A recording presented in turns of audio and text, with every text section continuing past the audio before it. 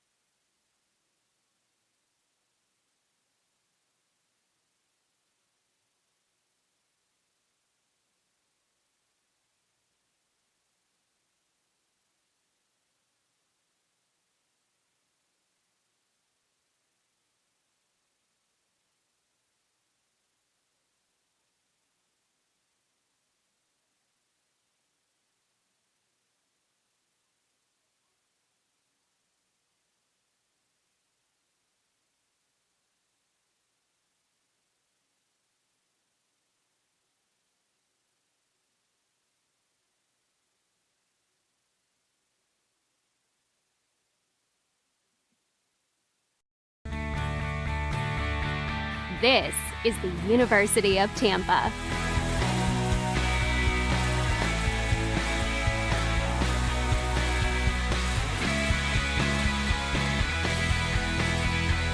Explore your dreams, discover your talents. Get ready to invent, innovate, and be a leader. This is the University of Tampa.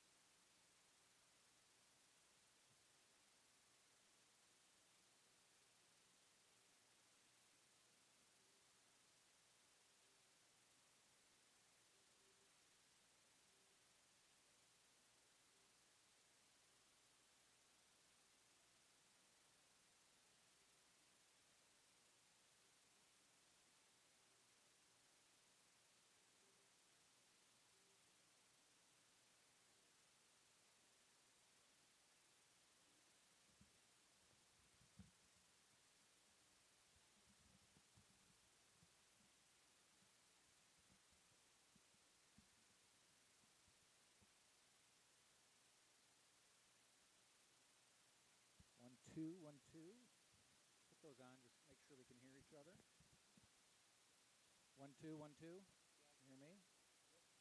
I'm going to turn this up a little, and that's up all the way. Good. You can hear? Yep, I can hear you. I can hear you. Okay. You're in English, so that's good. Makes it easier for me. It is, I said that to a guy when I went to buy a cell phone one time, and I said, "Now this one does English, right?" He's like, "Yeah." No, solo está en español. See, it wouldn't help me to get a phone that only does Spanish. Yeah. The guy just gave me the weirdest look. Well, yeah. He was either confused or thought I was an idiot. I'm not sure which one, or both. Probably confused. Shocked.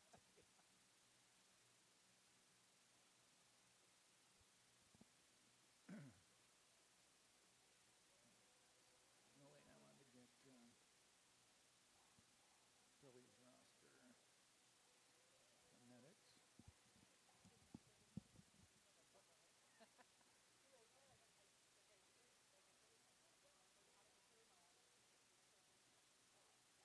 Is it broadcasting yet?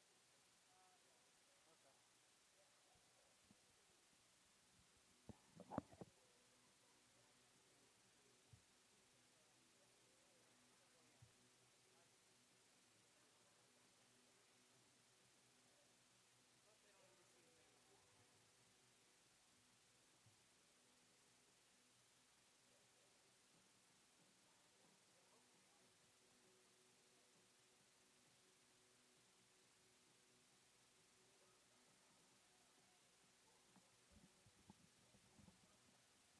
All right, do we have a Phillies lineup in here yet?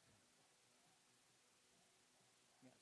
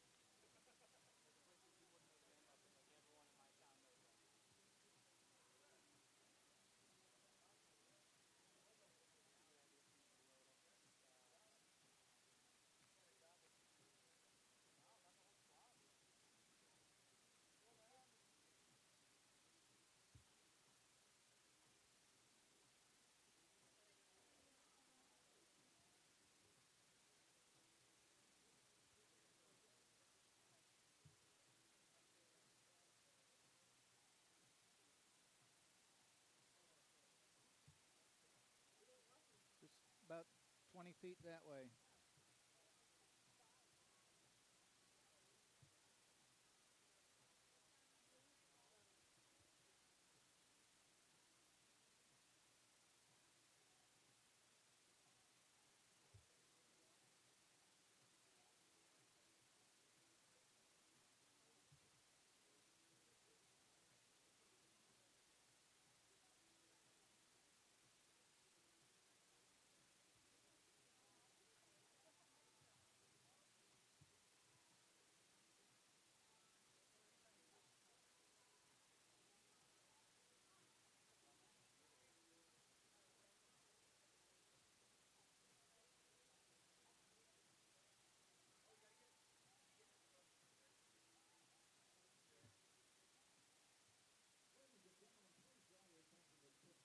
This afternoon's ceremonial first pitch. Having the honor today is Fred Pollock, fellow Tampa baseball supporter and a University of Tampa graduate, Fred Pollock. And our catcher today is Jesmuel Valentine from the Phillies.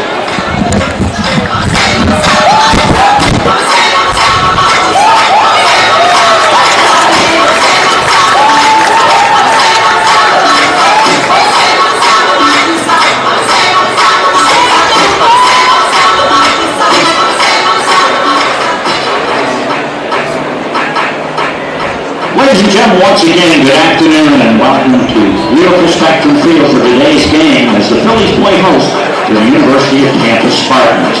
Here this afternoon's lineup, first with head coach Joe Urso, Spartans. The leadoff batter, the left fielder, number 5, Steven Smith. Batting second at second base, number 2, Drew Earhart. Batting third to third base, number 10, Darren Miller. Batting fourth, the designated hitter, number 44, Danny Servant. Batting fifth at first base, number 23, Harrison Bragg. Batting sixth in right field, number 13, Connor Cryle. Batting seventh, the catcher, number 17, Chris Gaffney. Batting eighth in center field, number 4, Nick Petrundo.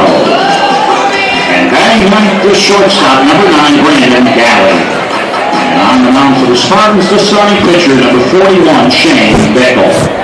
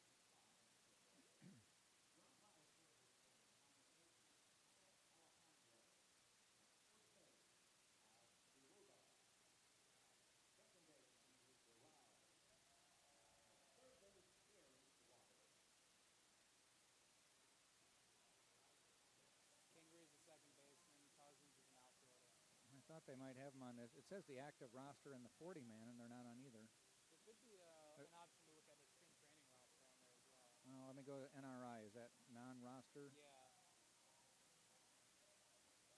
I'm not familiar with Ortiz or Okay, here's Gonzalez. Logan Moore. Kingery.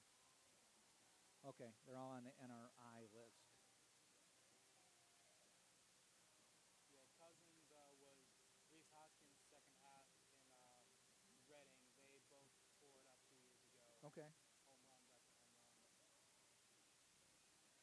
after home runs. And do you have access? If you go to Phillies.com, if you want, when they come up, if you want to throw out some stats on them. Sure, I can try to. I found it here, Phillies.com under roster. Yeah, I'll load it all up. I'm going to try to do that as they come up. It's going to be fun. I'll have 3 things at once. It's going to be fun. All right, then I'll take care of it. I can do some of it. Like, I'll know some of these guys pretty well. Okay. It's just making sure you get everything else in well. And it's something I'll try to do their first time up. After that, only when there's a sub.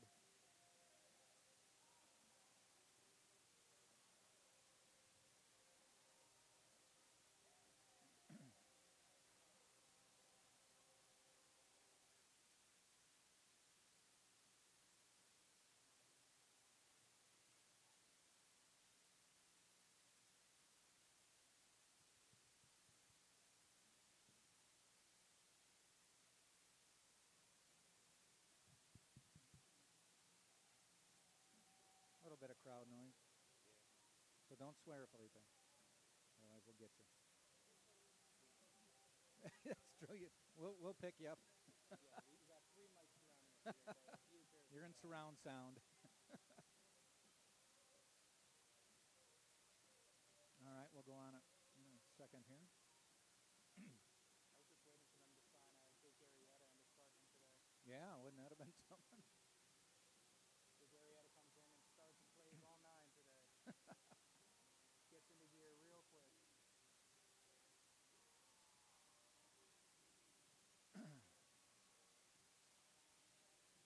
Danny Ortiz is throwing me off because the Phillies have a Jalen Ortiz too. No. So they signed a few years ago, 16-year-old out of, I think, the Dominican.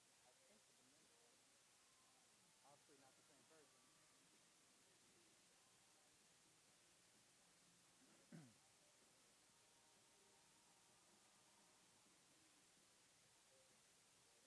All right, it flipped to 1, so I'm ready. Do you have to do anything? Just turn up the mic and go, huh? Okay. Good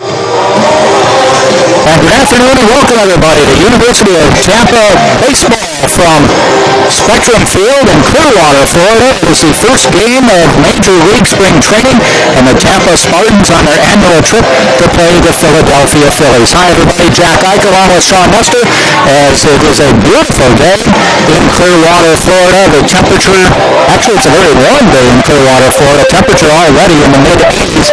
And a sunny day is a perfect day to start the baseball season as the Tampa Spartans get ready to take on the Philadelphia Phillies. This will be the 4th consecutive year the Spartans have taken on the Phillies, and back in 2015 the Spartans beat the Phillies the first time they played. 6-2 was the final score. Last year the Phillies, or 2 years ago, the Phillies bounced back and beat Tampa 8-3, and last year they beat the Spartans 6-0. So it's another year and a new look for the Philadelphia Phillies. Last year the Phillies were 66-96, 31 games out of first. They changed managers at the end of the season, and Gabe Kapler is in his first year as the manager. And Sean Hester, a University of Tampa student and a diehard Philadelphia Phillies fan, are you optimistic about what you're seeing this year? I'm feeling very good about this season. The Phillies are, with Gabe Kapler coming in, it's a brand new feel in the ballpark. Kapler is making a lot of changes, and I had a chance to meet him actually prior to the pitcher meetings. Nice. And he's a man that exudes confidence. Okay. I'm very excited to see what he can bring here. Phillies are checking the field. We'll get you the starting lineups and the positions for each player. We're moments away from having the national anthem, and we will get everything set for you. You can see the Philly Fanatic out there at home plate, but we will now pause for the national anthem. Now allow America, our national anthem, performed this afternoon by Miss Gabby Rowe.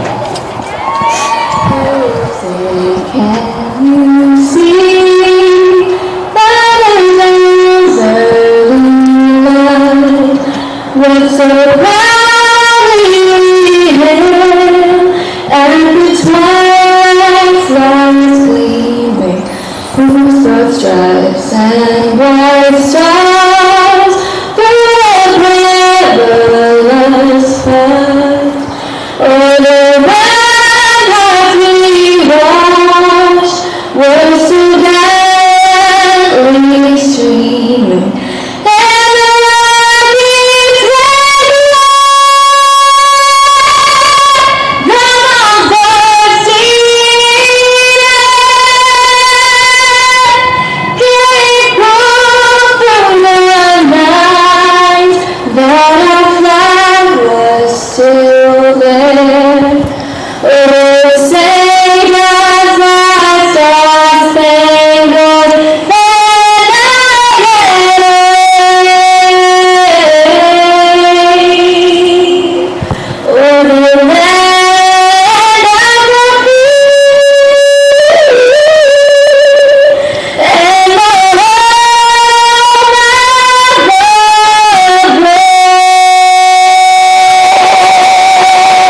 Wonderful rendition of the national anthem as we get ready to play baseball. The first game of spring training for the Philadelphia Phillies. The Tampa Spartans are already 3 weeks into their season, one of the premier programs in Division II college baseball. The Spartans are 7-2 on the year. And as much as this is a big game for all these players to say that they're getting to play the major leaguers, the Spartans jump into conference play tomorrow. They are members of the Sunshine State Conference, a conference of Division II schools throughout the state of Florida, as they will play Nova Southeastern tomorrow and a doubleheader on Saturday. So kind of gives Joe Urso, the head coach of the Spartans, a conundrum. Wants the players to have a good time, but he's got to worry about his conference season, which is more important. So he will be giving his main players a chance to get out there and play a few innings, kind of an all-star game feel, and then he'll start rotating players. And Sean also does not want to overuse or overextend any of the members of the pitching staff, so his plan is a whole bunch of guys will get 1 inning of pitching. Yeah, that's probably the best way to take this game. Got the 3 games coming up this weekend. Can't burn anyone out coming into this game. All right, we'll give you the starting lineups for today's game for the Tampa Spartans. Leading off will be number 5, Stephen Smith. He is an outfielder, a junior from Trenton, Florida, and a transfer to Tampa from Virginia Military Institute. Batting second, number 2, the second baseman is Drew Earhart. He is just a freshman, second baseman from Tampa, Florida, went to Wharton High School. Batting third, number 10, the third baseman, Darren Miller, a senior from Key West, Florida, played at Florida State before transferring to Tampa. Batting cleanup is number 44, Danny Servin, the catcher, a junior from Miami, Florida, by way of the University of Tennessee. Batting fifth is Harrison Bragg, the first baseman. He is number 23, and Bragg is from Lakewood, Washington, and by way of Mississippi State. On the mound, getting ready to start the game for the Phillies, is Jared Eichhoff, and the first pitch to Stephen Smith is flied out to center field. Coming in to get it, and makes a catch. 1 up, 1 down, as Danny Ortiz makes the catch. 1 pitch, 1 out. We'll set the Phillies after we get through with the lineup here. Batting sixth for the Spartans is the right fielder, number 13, Connor Cryer, a senior from College of Central Florida, transfer in. Number 17, Chris Gaffney, is batting seventh. He is the catcher, and he is a senior from Holtzville, New York. Played collegiately first at UNC, North Carolina, Wilmington. Batting eighth is the center fielder, number 4, Nick DeTrimble. He is a junior from Ruskin, Florida. Swing and a miss, or foul back on that pitch. And batting ninth is Brandon Galley, the shortstop. He is number 9 for the Spartans, and he is a senior from Louisville, Kentucky, by way of Polk State College.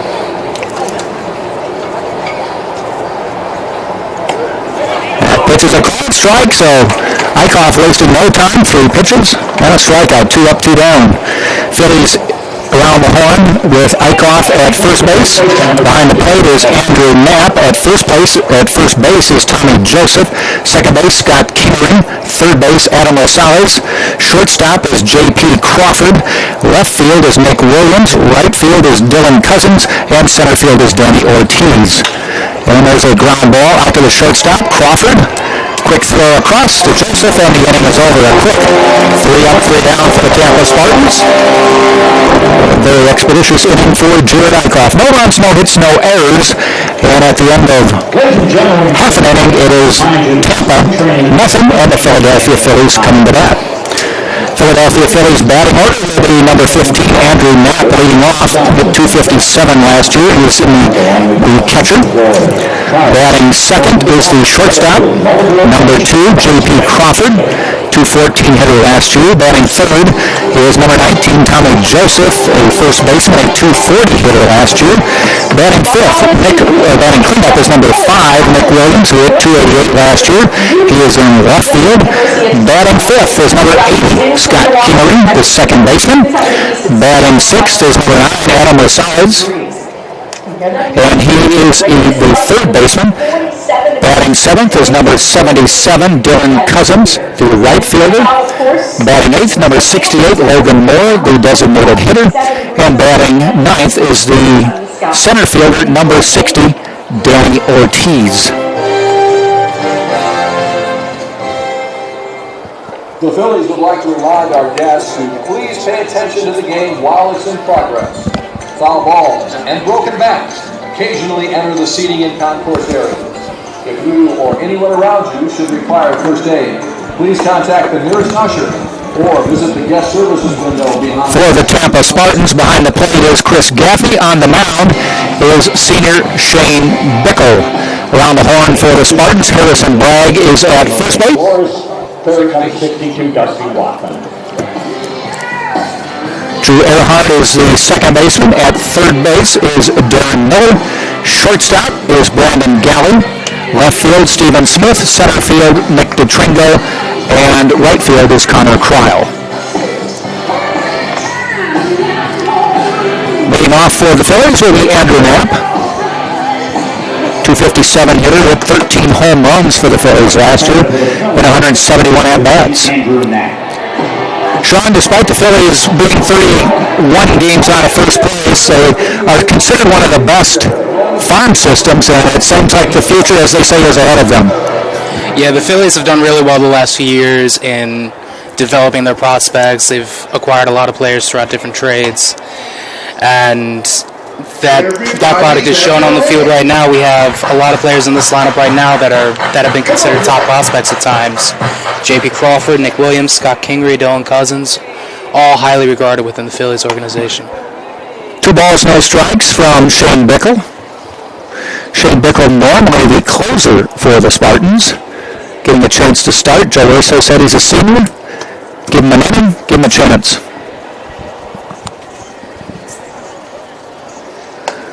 There's a call strike, 2 balls, 1 strike.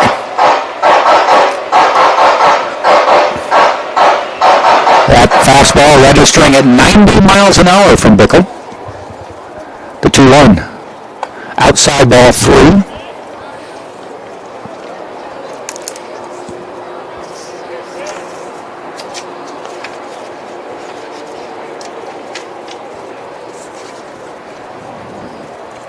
The 3-1. Call strike, 3 balls, 2 strikes. On deck is J.P. Crawford.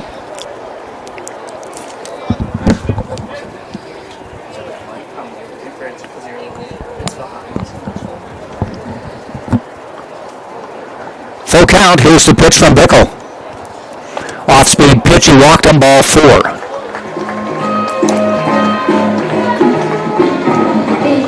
Wind blowing right to left here, so it may propel a few balls into the left field seats before this is over. This should be a good day. Should be a good day for some long drives today. Even during batting practice, I saw a lot of players just ripping them into left field, right into Frenchies. And the pitch pitch to Crawford is a call strike.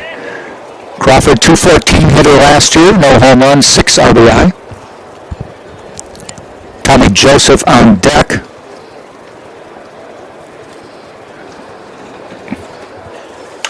That ball is hit up in the air, heading out towards shortstop. Galley backing up, and makes the play. Actually ranged out into short to medium left field to make the catch. So one down. Tommy Joseph coming to the plate. What a pop in his bat. Hit 240, 22 home runs last season.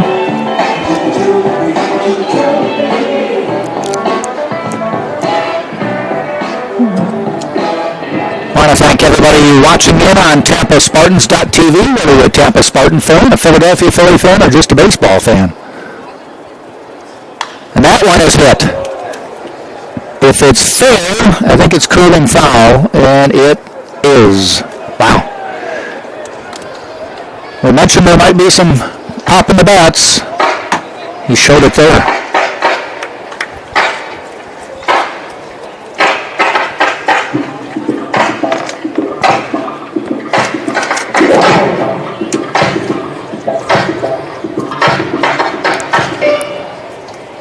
One strike with one out. Leading off first, Andrew Knapp. Ripped over the line and fair ball. That's going down into the left field corner. Joseph rounds first. Knapp into third. Beats the throw and gets away. They're going to try to score him, and he's going to get in before the throw, and it's 1-0 Phillies. Heading to third, but called out, is Joseph trying to go from second to third on the play at the plate. One does score, 2 outs now. So Joseph with the double down into the left field corner, scored Knapp. Joseph trying to take third on the ball that got away on the throw to third and was tagged out. So the cleanup hitter Nick Williams to the plate with nobody on. A run in there for the Phillies. That will go down as a throwing error on the Spartans, allowing the run to come in.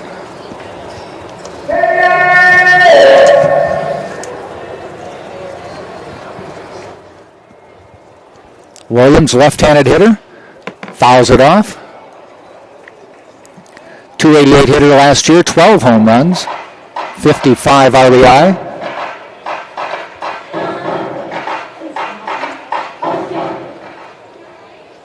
Scott Kingery on deck. The pitch.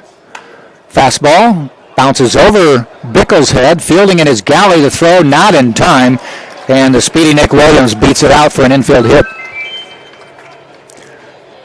Slow roller over Shane Bickle's head.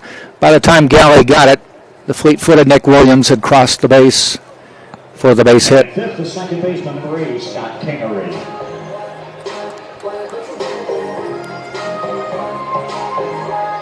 Kingery to the plate. Considered a non-roster invitee to spring training. First pitch, call strike, inside corner.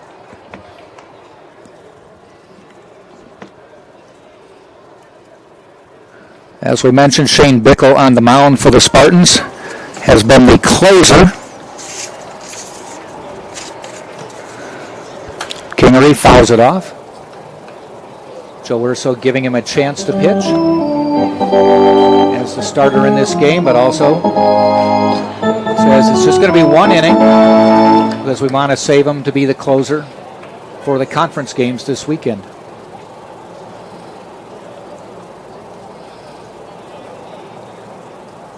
Oh-2 pitch.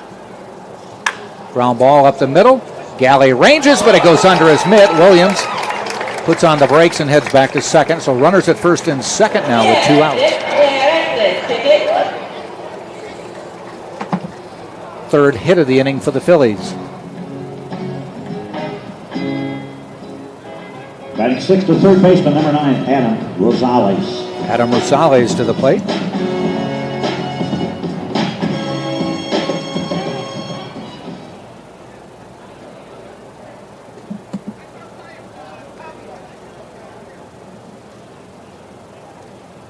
And the pitch, a little bit inside, ball one.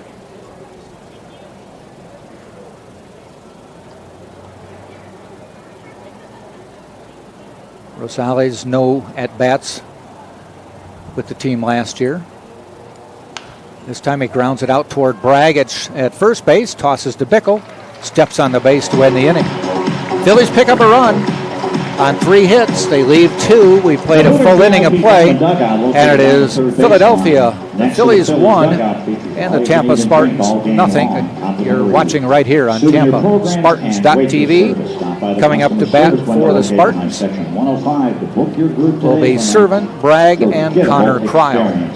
And join the Hooters VIP Diamond Dugout today are the guests of Yangling Brewery, America's oldest brewery. Hooters waitresses today are Clarissa Pachates and Alexandria. As we mentioned, the Tampa Spartans 7-2 on the year, but they've won 5 in a row since a 2-2 start to the season. Went up to Pensacola, Florida, the home of West Florida University last weekend. Played 3 teams in 3 days. Beat West Florida the first day 10-6. But really, don't you want to have beat Spring Hill the next day 13-1, and beat Palm Beach Atlantic 2-1. I've seen some great games up close and personal, but nothing beats watching a game at Hooters. Hot wings, cold beer, and Hooters girls. Come on! You want some coaching? Get out of the house and get into Hooters. The game doesn't get much better than this.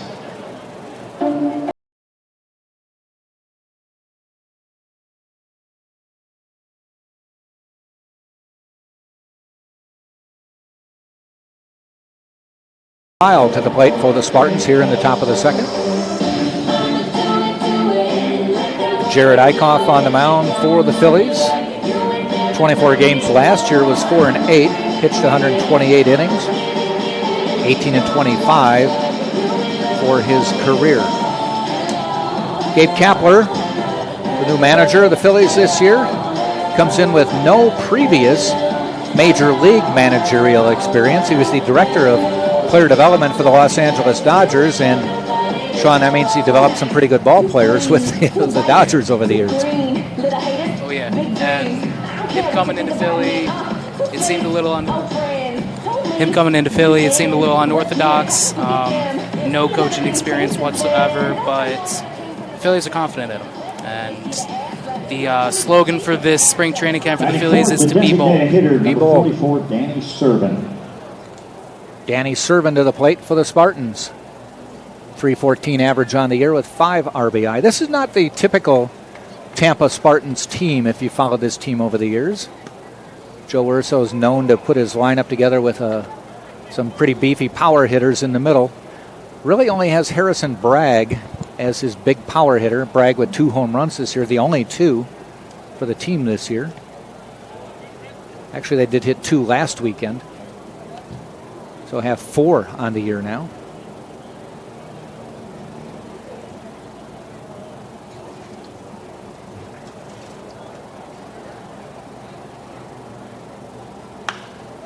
There's ball popped out into right field. Ranging for it is the second baseman. And making the catch is Kingery. 1 up, 1 down. Batting fifth, the first baseman, number 23, Harrison Bragg. This is the 4th consecutive meeting between these two teams.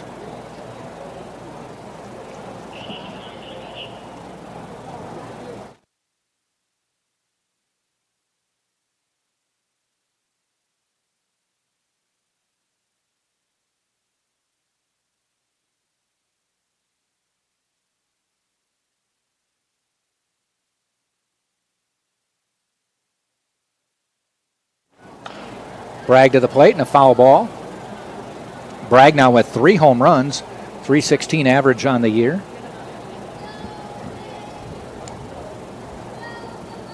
Transfer in from Mississippi State, a D1 college power. Inside, so inside, I think it hit him in the elbow. Gets a free ride to first base.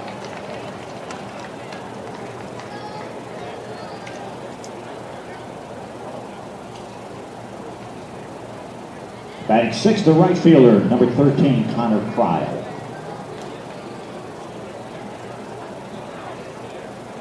Connor Kryl to the plate for Tampa. Lefty at 296 on the year. First pitch called strike. 90-mile-an-hour fastball from Eichhoff. Playing him fairly deep in left, but shallow in center and right. Throw to first, he's back. Sean, interesting observation on the first game. The Phillies with all left-handed outfield. That is... That's an interesting little twist. You don't see there. that much. Not at all. No. Normally maybe one, maybe two lefties out on the field at a time. Yep. There's a call strike. Makes this southpaw happy. Yeah, me too. I am too.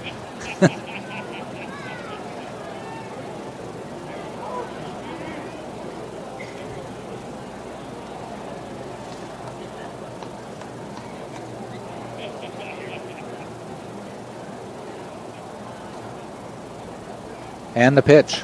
Took a little bit off it. Called ball. Crowd not too happy about that call. No, not a bad crowd here today. Tampa cheerleaders in attendance. They were out on the field. Not sure where they've moved to.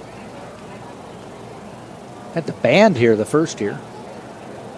Thought it was a college football game. The pitch. Swing and a miss. Took a little bit off it. And Kryl was way ahead of it and goes down swinging. Batting seventh, the catcher, number 17, Chris Gaffney. Brings up the number 7 hitter, Chris Gaffney. Catching today.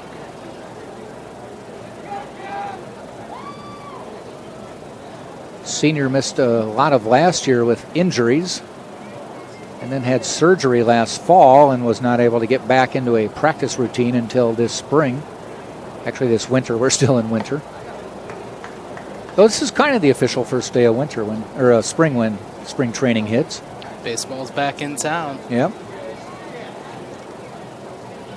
Even though today being the 22nd, there's still a month of winter according to the calendar. Although I'm pretty sure it's very warm up north right now. I'm pretty sure it's in the 70s back home. Yeah. Actually, I think the East Coast, a couple days ago, they were hitting the 70s. But that's it's temporary, and it's just to tease them. Gaffney waits. Eichhoff pitches. Call strike.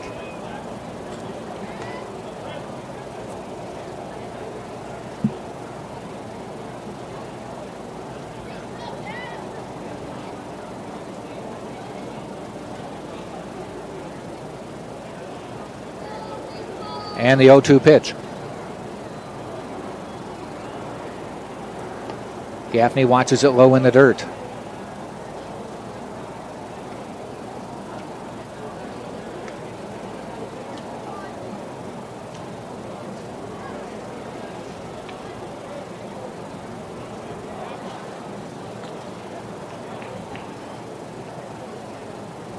Eichhoff gets the sign. Gaffney levels the bat. Here's the pitch. Ground ball heading out to second. Kingery for 1 to end the inning. Force out. 4-6. For the Spartans, no runs. No hits, no errors. They hit batsmen. Nobody left on base. We have played an inning and a half, and it is Tampa trailing the Philadelphia Phillies 1-0. Please report to the customer service window. Wine bar in Safety Harbor.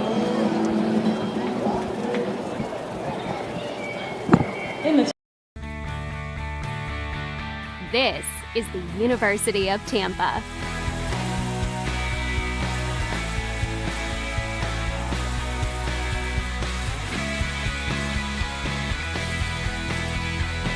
Explore your dreams. Discover your talents. Get ready to invent, innovate, and be a leader. This is the University of Tampa.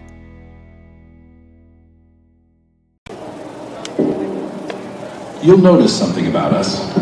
Even though we built a Spartans will be making a pitching change as we start the second inning. Tyler Beck will putting come in TV for on Tampa. more platforms than ever before, and delivering enough bandwidth to power whatever comes next.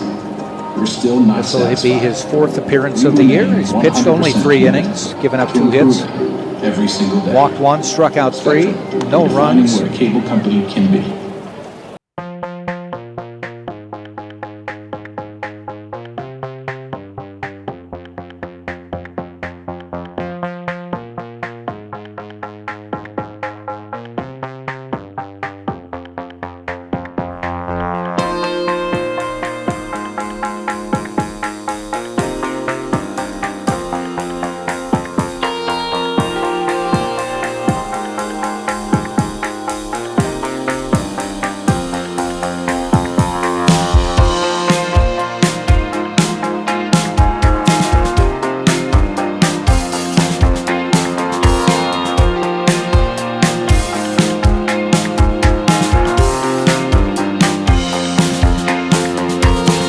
Miles north of here in Dunedin.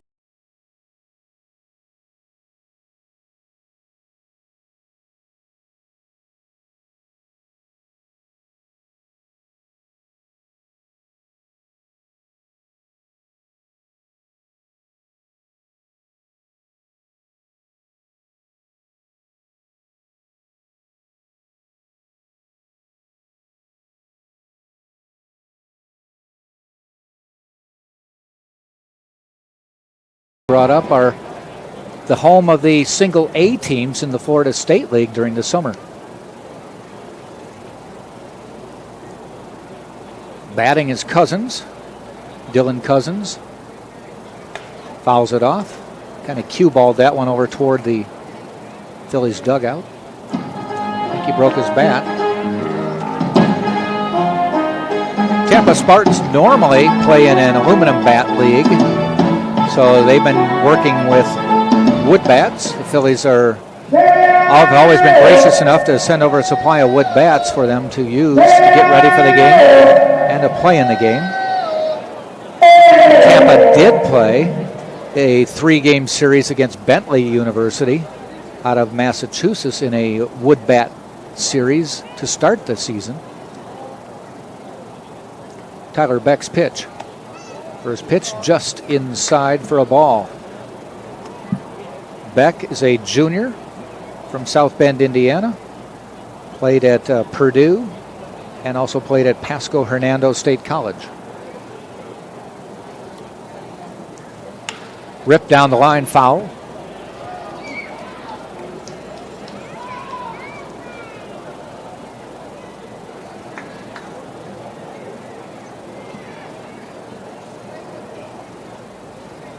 One ball, 2 strikes.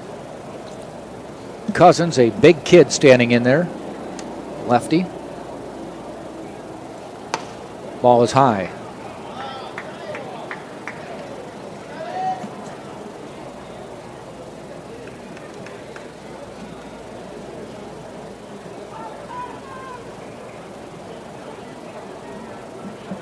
Two pitch from Beck. Fouled back over our head.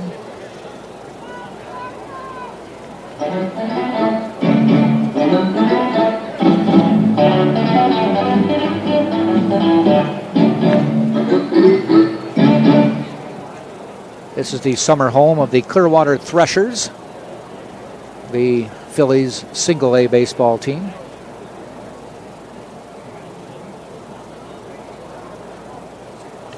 Fouled back. There are about 3 or 4 other ball fields in this complex. It's one of the best complexes in Major League Baseball. This being Spectrum Field is one of the, from what we've heard from a lot of other players, one of the best fields for spring training. And then over the left field wall, there's about 3 or 4 other ball fields. Rookie leagues will play there. The ball in the dirt. Everybody clap your hands. Clap, clap, clap, clap your hands. Clap, clap, clap, clap your hands. All right now.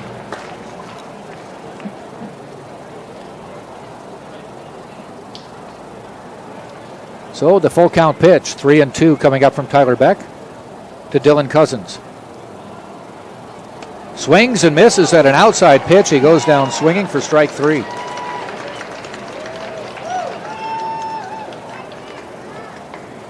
That'll bring Logan Moore to the plate. Logan Moore. He is the DH today.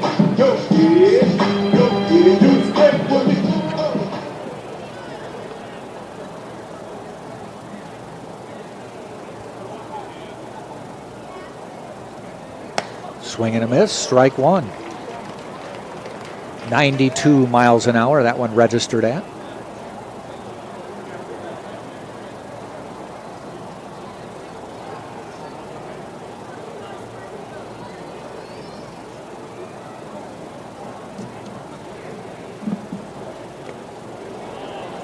Check swing, and they said he went around, strike 2.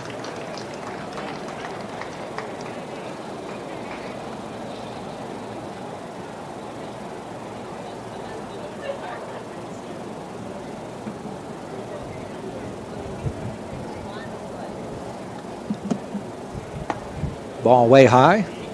1 ball, 2 strikes.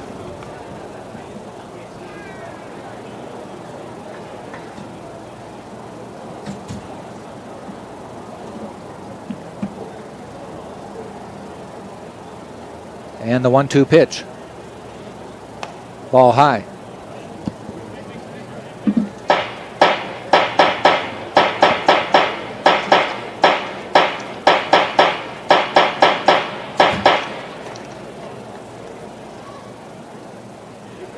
Two and two from Beck. Took a little bit off and just missed outside. Runs it to a full count. Danny Ortiz on deck, number 9 hitter in the order.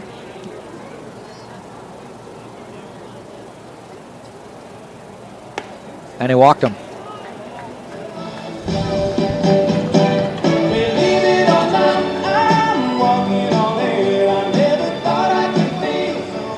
Ortiz to the plate, number 60, center fielder.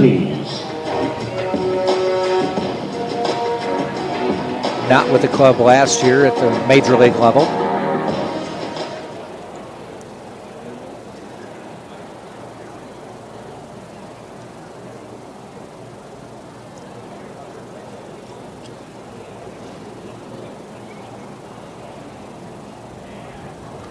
First pitch. Inside corner, strike 1.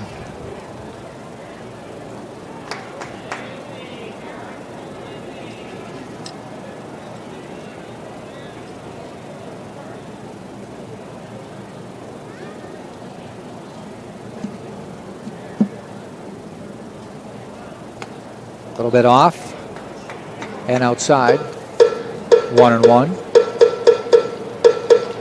1 ball, 1 strike, 1 out, 1 man on. In a 1-0 Philly lead.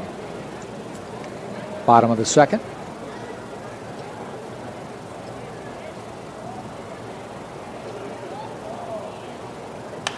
That ball's hit up in the air, heading out toward shortstop. That's Galley roaming back and makes the catch behind second base.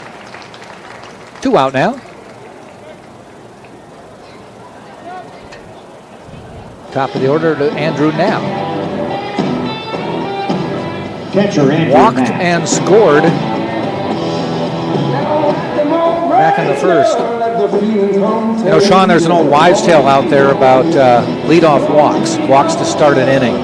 The old wives' tale used to be that was the worst thing you could do to start an inning. Is if the worst thing you could do to get a guy on first base to start an inning. The wives' tale was leadoff walk scored 67% of the time. 2/3 of the time, if you walk a leadoff hitter, he will score. Yeah, you're giving them a free base. You're giving them the chance to get a runner in before they even have to. But that was a wives' tale. They've checked the actual research, and a person who gets on first base by anything, base hit, hit by pitch, scores about 33% of the time. And it was just a wives' tale that a walk was worse. But the fact that he walked to lead off the game and scored just further enhances that theory. There's a ball hit fairly deep near the wall. Waiting for it is Smith, and he makes a catch deep on the warning track. Steven Smith hung with it. The ball was being blown out. but it stayed in the park. Brewing Company is committed to becoming your And Ortiz just with a long fly spirit, authenticity, and quality that to left field to win the inning. Available here at the ballpark. No runs, no hits, no errors. One man was left. We have played 2 full innings, and it is still Philadelphia 1, the Tampa Spartans nothing. Spartans will send up 8, 9, and 1. That's DeTrinco, Galley, and Stephen Smith.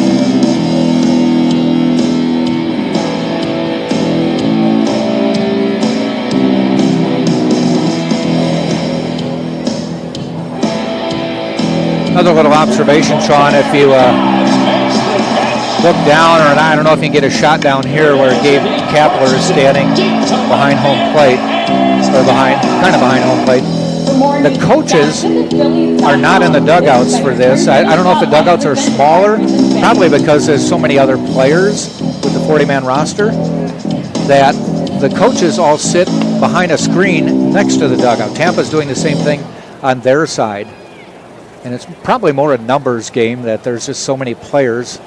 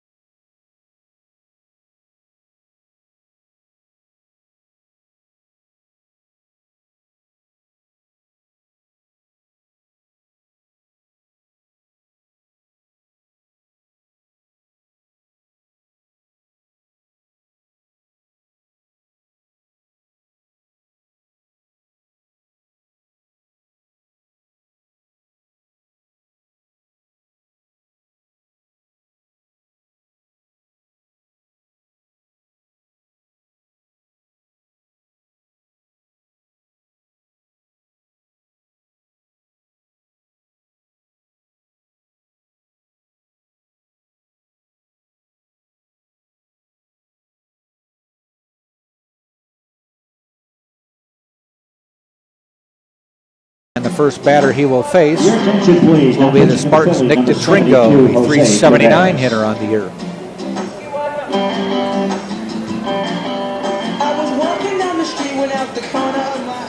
The year the Spartans beat the Phillies in 2015, the Phillies that time didn't play all that many players who were going to make the Major League roster.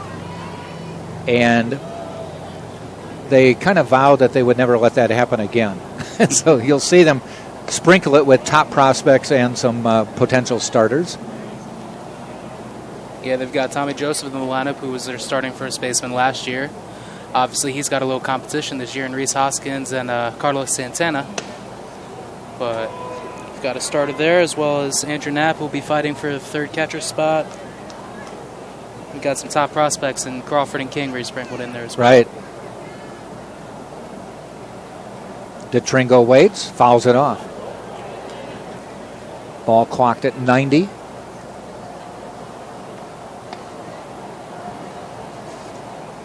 DeTrinco on the year, 279 hitter. 4 doubles, 4 RBI, 3 walks, struck out only 4 times.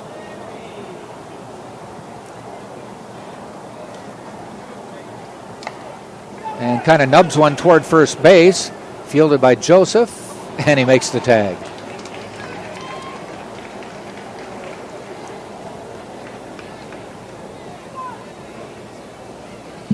During the 4th and 5th innings, Casey Scoggins will come up here and join me for a little bit. Talk about what it was like to be on that team in 2015 that beat the Phillies. That team, after they beat the Phillies, kind of had a letdown for about half a dozen games. I think it was kind of the high of the emotional high of beating the Phillies. They got over it because they went on to win a national championship. Spartans have one other time played a National League team in 2005. They played at the time called the Tampa Bay Devil Rays. And that was actually played at Al Lang Field in St. Petersburg, which is now the home of the Tampa Bay Rowdies soccer team. I always liked that backdrop there when it was a minor league field. St. Louis Cardinals played there for years. Ground ball. That's going to be down the left field line. Turning first, heading to second, and holding to a single is Brandon Galley. First hit of the game for the Spartans. Brandon Galley down the third base line, but not hard enough to get deep into the corner, and was cut off, and he was held to a single.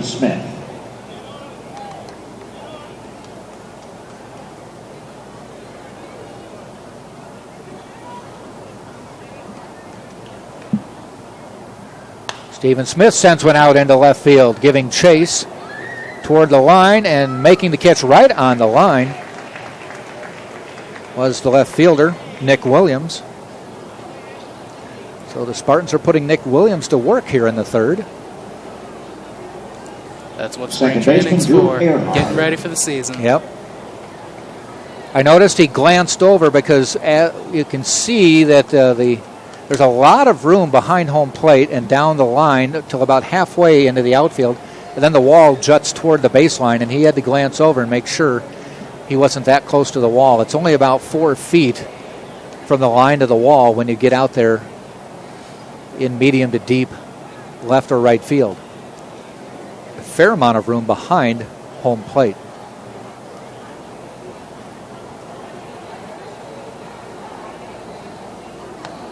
Ball inside. A lot of major league teams have taken the space behind home plate and the baselines and really reduced it. They've added seats because they wanted to find a way to put more people in the seats, but they couldn't expand up, so they just take a few rows. There's one hit out into the gap in right center, and making a diving catch is the center fielder, Danny Ortiz, keeping the Spartans off the board here in the third. For Tampa, no runs. They did get a hit. They leave a man on base. We played 2.5, and it is still the Philadelphia Phillies 1 and the Tampa Spartans nothing right here on TampaSpartans.tv. But I was saying, Sean, that a lot of teams have taken space away from home plate, and there's actual statistical research that shows players' batting averages will go up when you take away space behind home plate. The logic being, you may not foul out 2 or 3 times a season that you normally would have, and you might get a base hit instead because you're still at the plate. Got a lot less room for the catchers to catch your foul tips. Yep. Instead, they'll go right into the netting or into the fans, and that's just extra souvenirs. Not as much room for the first baseman to make a play down the line. They come to the wall sooner. In the Tampa Bay area, the weather can change in an instant. Especially There's a lot of room here, though. It pays to stay on top of We head to the third. That's what makes the free TVO weather app so indispensable. You can track approaching storms with And pitching for the Tampa Spartans as we go to the third click on the future radar button to see where the weather is heading. is Krug, Caught in the rain. and this will be his first TVO weather appearance today. of the year. Go to tvo.com/weather to get started. Cooper Krug onto the mound. He is a junior from Reno, Nevada. Went to the University of Nevada.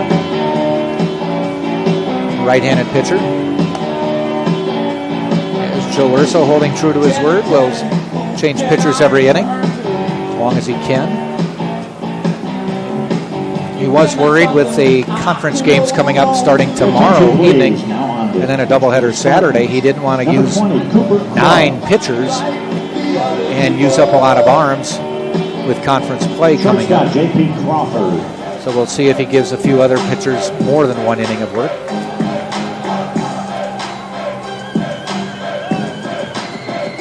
J.B. Crawford to the plate. He popped out to short his first time up. Ball high.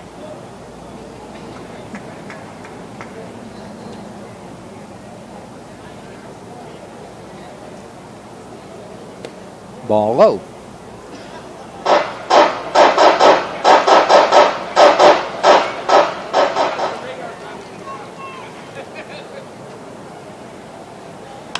Ball hit out into center field. Coming in quickly is DeTringo, and he makes the running catch. One up, one down.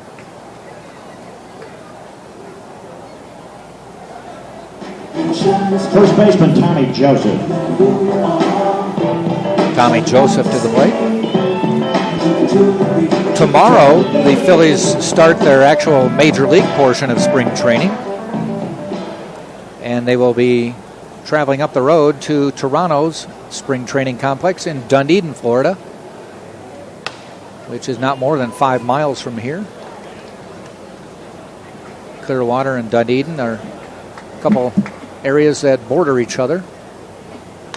Goes high for that one, hits it to Miller at third, and a toss across to Bragg. 2 up, 2 down.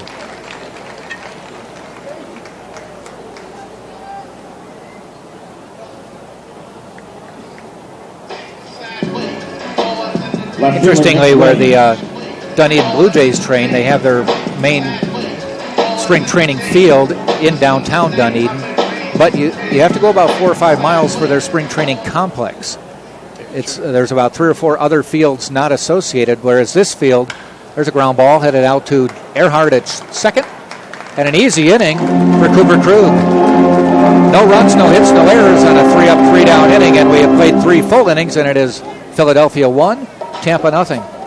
But the Blue Jays have fields that are about 3 or 4 miles away from their main ball field, so they don't always work out on the main field. Sponsored by Wawa. Yeah, and they're not the only team that does the Bradenton Marauders, home to the Pittsburgh Pirates. Their spring training facility, Pirate City, is a couple miles away from the main the field Pirate Stadium there. So this is really a nice complex here with everything going on. Very centralized and localized. Though Gabe Kapler might want to find a new place to park his car. They have fields across the way here. Mike Schmidt Field. Every field is named after a Hall of Famer out here. They were practicing at Mike Schmidt Field, which is across here. And back-to-back days, they had home runs that hit Kapler's rental car. That's welcome to Philadelphia. You got to watch out for your They asked him car, if he just wanted to like move his car, and he said, no, if they want to use it for target practice, go ahead. Where you see the Tampa Spartan cheerleaders entertaining the crowd. And the Philly fanatic putting on the moves, too. Sit down. Sit down. Sit down.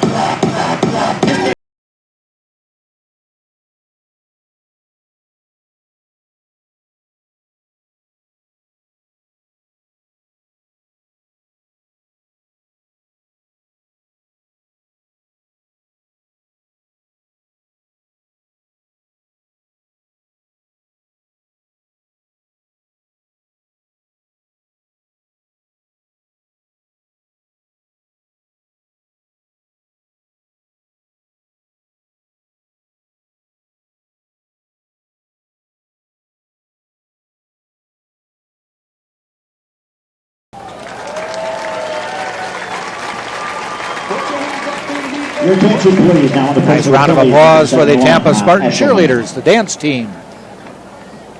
Got to make sure I differentiate. Third baseman Darren Miller. Dance team, cheerleaders, 2 different squads. Pitching change for the Philadelphia Phillies is Eshelman is in to pitch. By the way, the Phillies' first home game is going to be Saturday when the Baltimore Orioles split squad comes here. Very common in spring training to split the squad up and have one team stay here and the other team, half the team goes to another complex. That way more people can get reps. Ball inside to Darren Miller. Miller grounded to short his first time up.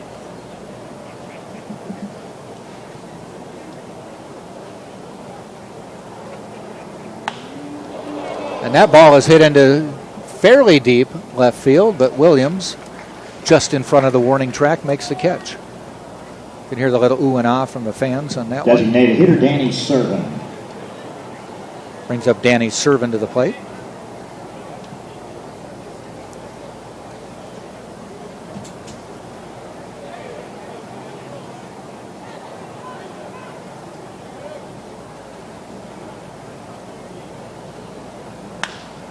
And he hits one out into right field, bloops it in for the base hit, and Danny Servin is on base. The third base runner for the Spartans, the second by way of a hit.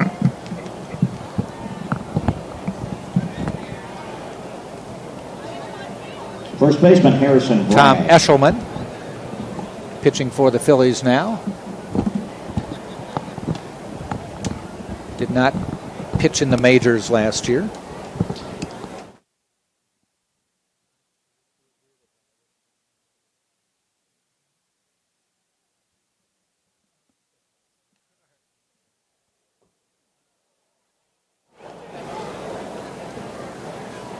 Batting now for the Spartans is Harrison Bragg, who got hit by a pitch his first time up. And joining me is my normal broadcast partner, Casey Scoggins.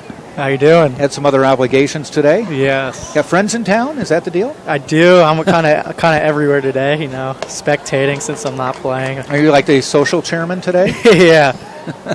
I'm all over the place. I was out in the outfield, down in the dugout. Now I'm up here. They didn't let you take BP, though, I noticed. No. I didn't come prepared for that. Casey Scoggins, an All-American baseball player for the Spartans, has joined me on a number of the broadcasts already this season.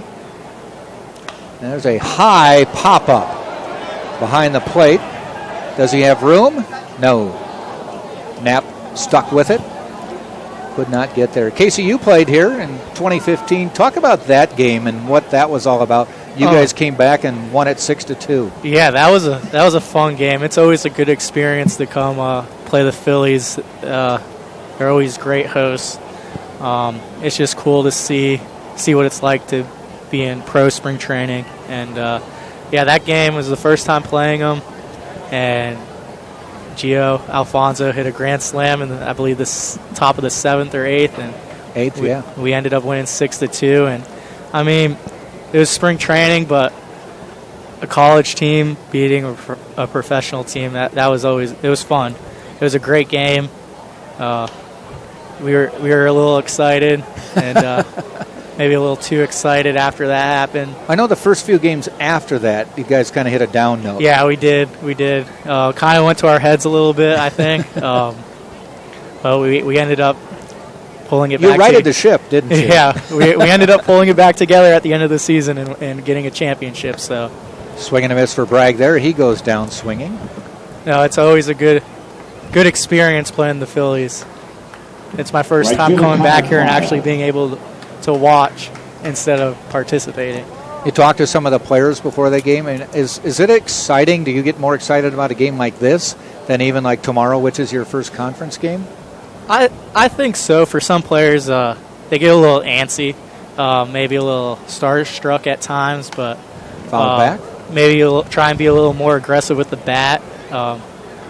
You just try and prove to yourself that you can hang with the big guys, and I mean, sometimes it works out in the favor, sometimes it doesn't. But this is Connor Kryl batting for the Spartans. There's always a little antsiness in the beginning, for sure. Ground ball, and that gets through. Servin heads to second, and Connor Kryl is on base. So the Spartans have put together a couple hits here. Have something going, though. They do have 2 outs. Let me ask you the difference. You look out there, and they give you the speed of the pitch.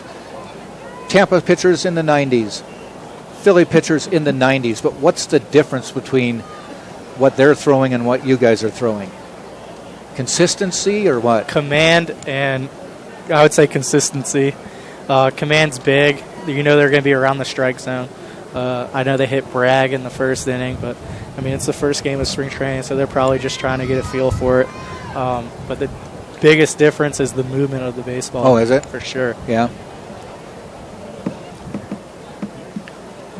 Chris Gaffney at the plate for the Spartans. He hit into a fielder's choice and hit one's down the line. It's going to go foul into the seats. You also got a chance to play on this field with minor league baseball. What was that like in the Florida State League? Hot. You're in the middle of summer. Yes. Hot. Well, it was good. It's one of the nicest fields in the Florida State League, I think. Mm-hmm. You played with the Fort Myers Miracle. There's a throw down to first. Do you guys, as single-A ball players in the Florida State League, realize how great you've got it playing on these these major league spring training complexes? I think we do. I know there's some minor league stadiums that aren't quite up to par. There's city municipal parks and things like that around the country. But I mean, it's always nice when you can come to a nice field and have nice locker rooms and just enjoy where you're playing at. It might be disappointing going to AA and realizing you're playing in a community ball field. I mean, when you're in AA, you can almost taste the big league. Yeah, so okay. I mean, you're trying to get to your goal. Get to the show. So I mean, you'll play in a sand lot if that's what it takes to get to the goal. Okay. 1-2 for Gaffney. Eshelman's pitch, and he loops it out. Oh, a nice catch by Crawford at short. Another foot, and this game might have been tied. Yeah, that's 2 innings in a row now. They made a nice play to end the inning. I know the center fielder had a diving catch on Earhart. All right, we have played 3.5. The Spartans, no runs, 2 hits, no errors. They did lead 2 on base, and we played 3.5 now. And it is still Philadelphia 1 and the Tampa Spartans nothing. Makes the basket grab over the shoulder. And a line drive out toward right center field. That's going to go to the warning track at least, and now the wall. Crawford's around second on his way to third, and he'll get there. A head first slide, his first major league triple. Looks like the Spartans are going to continue with Krug on the mound. Had a very efficient inning last inning. Faced just 3 hitters and threw just 6 pitches.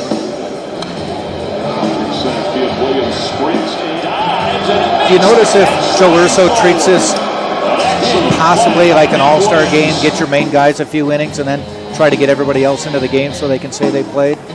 Yeah, he's going to try and get you guys were still in the lineup in the 8th, though, in the game you won. Yeah, he's going to try and get some guys in some playing experience. But they got conference this weekend, so, I mean, they're pitching. They're trying to save for that because obviously this is an exhibition game. Yeah.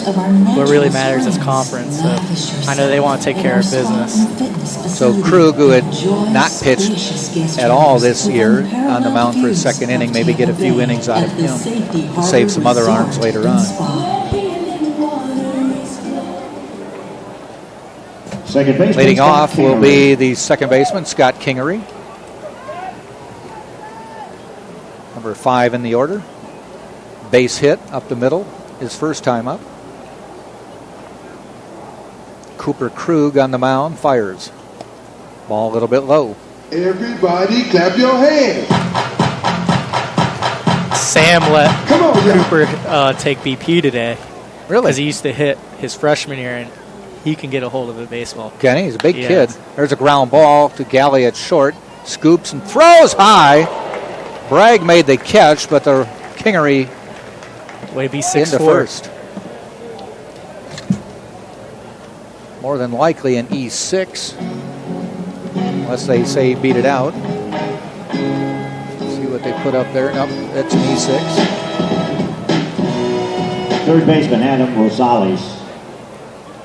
So the leadoff batter gets on and brings up Adam Rosales. He grounded out to the pitcher last time. First pitch in the dirt, blocked by Gaffney. You know, the Spartans ball field is very well kept up, but then you walk on here, and I mean, if golf courses looked like this, you'd be impressed. Yeah, it's definitely a nice field. You said it may be one of the best in the Florida State League? I would say top 3 Yeah. that I've played on. Yeah. Are there some that were not good? Or are they all good, just degrees of good? They're all good. There's one hit out into right field. Picked up on one hop by Cryle. Throws it in. 2 runners on now. An error and a base hit puts runners at first and second with Cousins coming to the plate.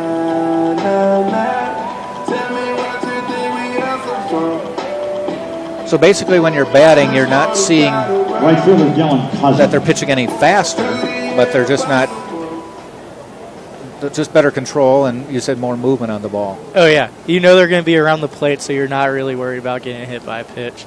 And, I mean, like I said, the antsiness comes into play, especially in the beginning. But once the game gets going, you settle down, and it just becomes a regular baseball game.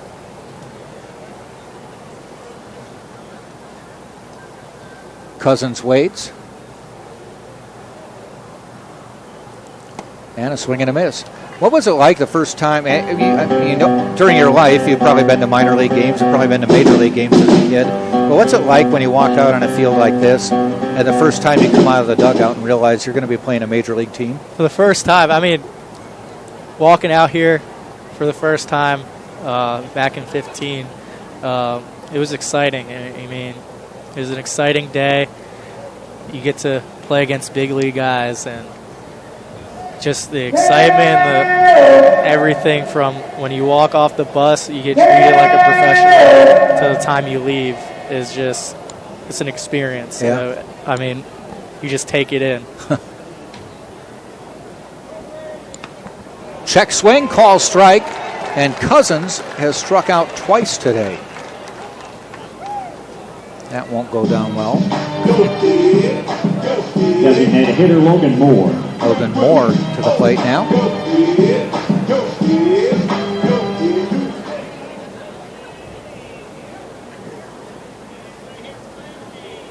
Can it be a problem playing a wood bat game on Thursday and going back to metal bats or aluminum bats? No, I don't think they mind going back to aluminum.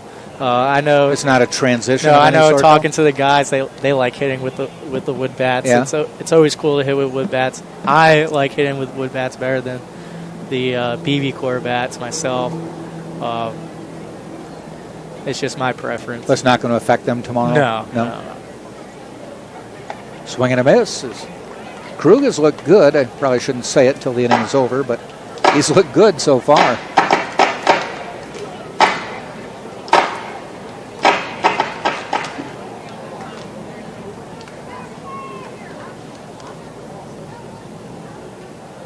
If they could keep this game close, they might have a chance. Well, that's what happened in 15. Yeah. It was 2-2 in the 8th. I know Gio and his mom are listening right now. Are they? So. All right, let's give them a shout out. Yeah. We're reliving the moment. Yeah, we are. I know that moment went national. It did. All over the TV and social media. Was on a bunch of national news that night about the college kids beating the pros. And a couple people tried to soft sell it and saying, yeah, but it wasn't Ryan Howard and it wasn't players like that. And it's like, these guys were paid to play baseball. Yeah. Tampa wasn't. I mean, when you do something like that, I mean, you get a sense of an accomplishment. As I know they probably just looked at it as another game, but as a college player, I mean, no one really expected you to do anything against them. So when we pulled out that victory, I know we were riding high, and it was a good feeling. It was probably one of the better feelings other than the national championship and regionals that we had that season. Yeah. Logan Moore goes down with a strikeout. Center fielder Krug has struck out 2 this inning.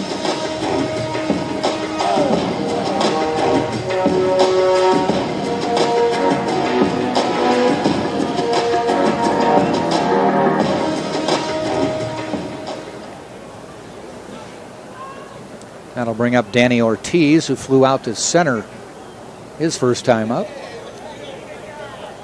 Runner on first and second with 2 out now. And the pitch is called strike. Reliving that moment, it was tied when Phillies reliever Nefi Ogando walked in a run with the bases loaded. That kept the bases loaded. A mid-inning pitching change to Hector Neris, who gave up the grand slam to shortstop Giovanni Alfonso. Ground ball over the first base bag, and that'll bring in at least one. It's going to make it a 2-0, and the throw misses the cut, and scoring from third, and that's kind of a mental gaffe by the Spartans there to make it 3-0.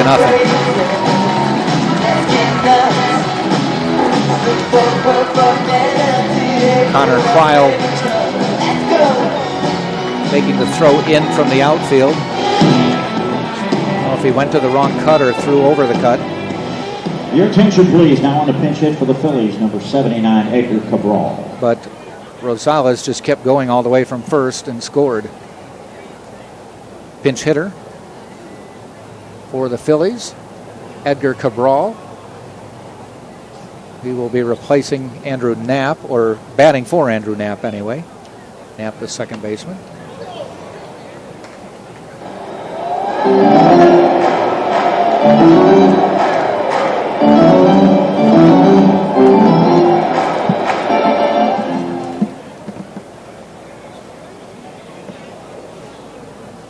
Three to nothing now. Phillies lead. There's a call strike.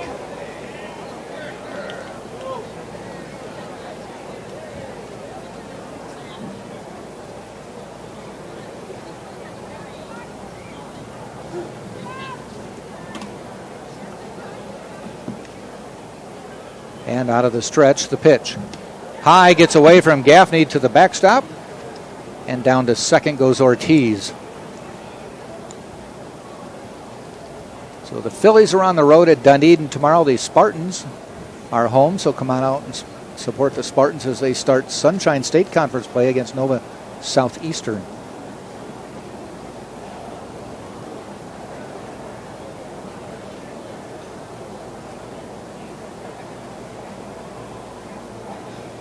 One ball, two strikes.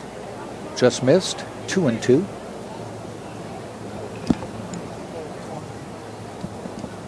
All right, I stand corrected. Florida Tech. Not sure why I had Nova Southeastern in my brain.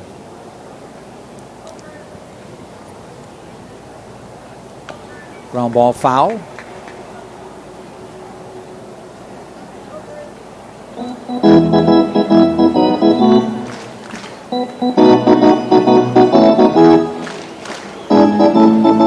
So Casey, you're getting ready to head up to the Chicago area in about a month or so. Yeah, I'm playing in the Frontier League in independent ball this year.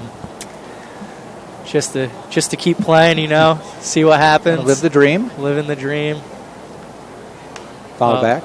Yeah, I'm excited to get going again. Watching all this baseball, you just want to be out in the field playing, and it's been a while since I got to step out on the field and play a game. So I'm itching to get back out there. I'm really excited and can't wait to get going. So you're actually heading to Naperville, Illinois, right? No, Schaumburg. Schaumburg. Playing for the Schaumburg Boomers. Boomers, okay. Ground ball. Miller fields. Long toss in time to brag to end the inning. But the Phillies pick up 2 runs, 2 hits, an error, and have upped their lead to 3-0 at the end of 4. Visit Winter and all of her Spartans will send up Matringo, Galley, and Smith. If you are sitting in section 107, row 8, seat 2, please report to the customer service window located behind one of the biggest malls in the United States is in Schaumburg, and 4 complimentary That's tickets what to the hitting Federal That's what I'm Tomorrow. told. So Phillies fans, show I have to get yourself from a today's little game shop. and receive $5 Get my off shop on, admission. Yeah. Gotta save some money though. Sure, Hooters has some awesome wings, seafood, I don't think and it'd be burgers. wise to And go out and absolutely, spend they a all lot. taste great sitting at home watching the game. But really, don't you want to have the same awesome food brought to your table by some world-famous Hooters girls? Of course you do. I've seen some great games up close and personal. Phillies But looking like nothing they're beats making watching another the game pitching Hooters. change. Hot wings, cold beer, and Hooters girls. Come on. You want some coaching? Get out of the house and get into Hooters. The game doesn't get much better than this. Gabe Kapler out to talk to home plate umpire.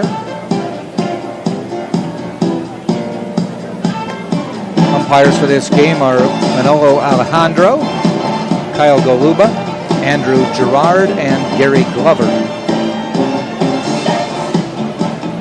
Probably wasn't a big deal, but you get 4 umpires in this game as opposed to the 2 you get for the Sunshine State Conference. Put your hands up in the air. Put your hands up in the air. Put your hands up in the air. Put your hands up in the air. Put your hands up in the air. Put your hands So up. Cabral is staying out to catch. We'll have a new second baseman. Put your hands up.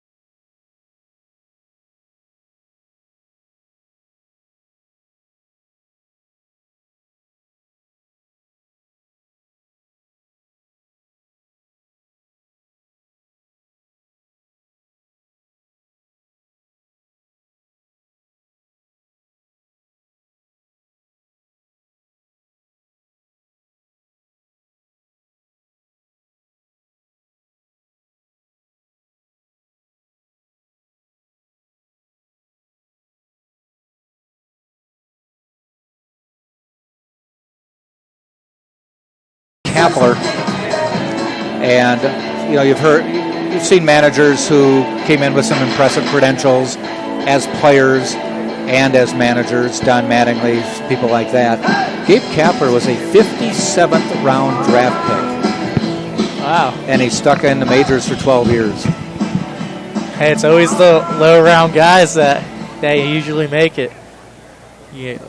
Most famous one's probably Mike Piazza. I think Ryan Sandberg was about a 30th rounder of the Phillies. Center fielder Nick DeTringo. Nick DeTringo up for the Spartans. First pitch, fastball strike. Clocked in at 93 miles an hour. They still haven't announced the pitching change. I know it's not Eshelman anymore. That ball is hit out into left field, giving chase, but coming in and making the catch is Williams.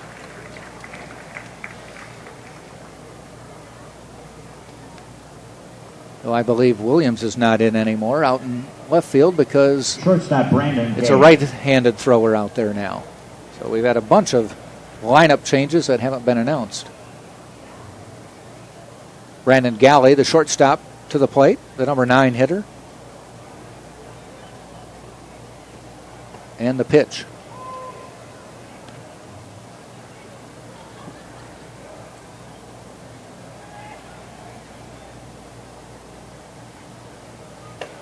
A little off speed for a ball. 1-1.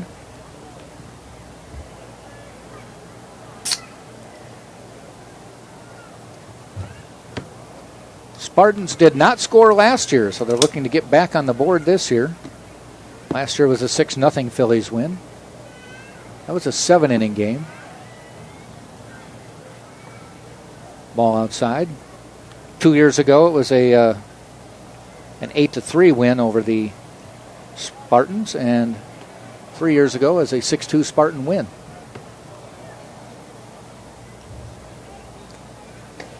Swing and a miss. 3 balls, 2 strikes. On deck is the top of the order, Stephen Smith. And he's coming to bat now, as called out on strikes, is Galley.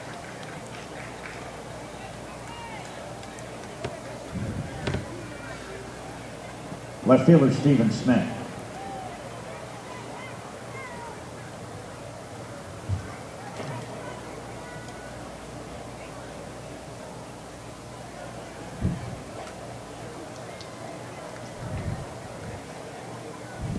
First pitch to Smith, ball inside. In case you've got better eyes than I have, scoreboard pitching Ryan Finnerty? Looks like it.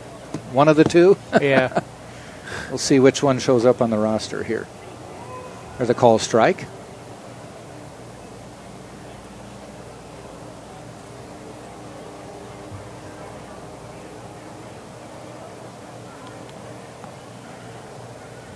There's a shot and a base hit for Stephen Smith. Solid base hit, 4th of the day for Tampa. They just have to get them in bunches now and get some runs in. Second baseman Drew Earhart. Well, this pitcher is not showing up on the active or the 40-man or the non-rostered.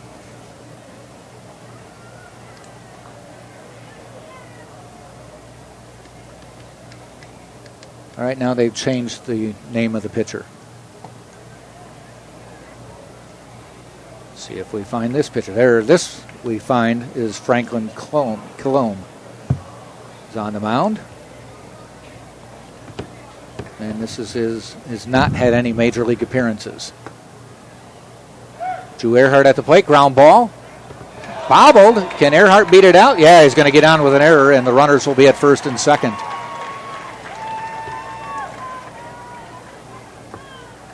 Bobbled by the third baseman, Rosales. Darren Miller. And the Spartans have runners at first and second with 2 out, and Darren Miller at the plate. Miller has a little pop that he can make this game interesting if he gets a hold of him. Wind is very strong, blowing out over left field.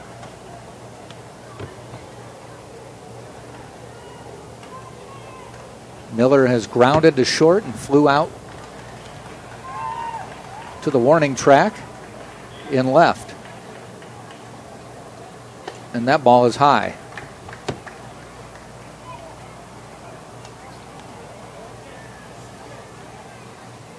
I forgot to ask how you did in that game.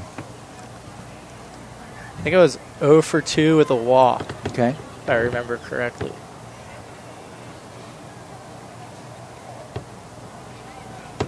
Were you part of the 8th inning rally?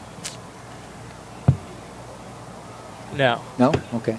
There's a base ball hit out into another diving catch in center field to end the inning, and that is not the same center fielder who robbed the Spartans a couple innings ago. As 3 innings in a row now. Yeah, to end the innings. 3 big plays by the Phillies. Spartans do get 2 runners on.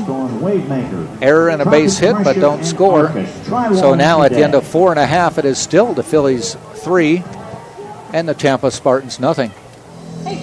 Spartans with 4 hits, Phillies with 5. But you're right, Casey, a dive in left field going to, or in right center field, I should say, going to right field. And then a leaping play at shortstop to end an inning, and now a dive play by the center fielder into left center field to end the inning. That kept the Spartans off the scoreboard. Yeah.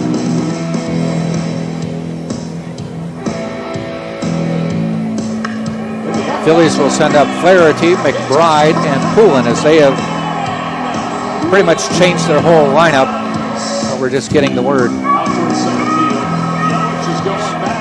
So the batting order right now from 1 through 9 will be Cabral, Flaherty, McBride, Poulin, Meneses, Alvarez, Valentin, Moore, and Kapala. Coming up this inning will be Flaherty, McBride, and Poulin.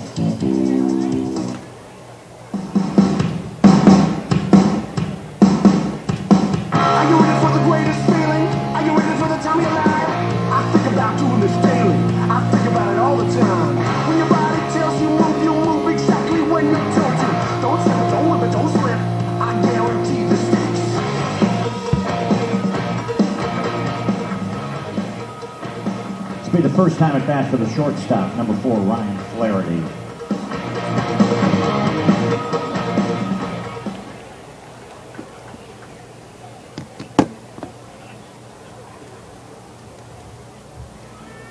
Flaherty coming up, shortstop, hits one down the left field line, and it is foul. Flaherty played in 38 games last year, hit .211.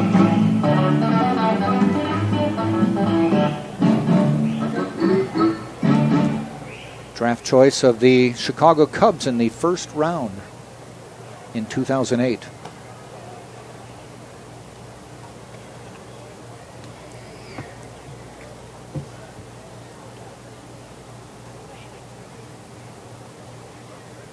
Ground ball out towards second. Earhart on 2 hops. Gets the throw across for the out.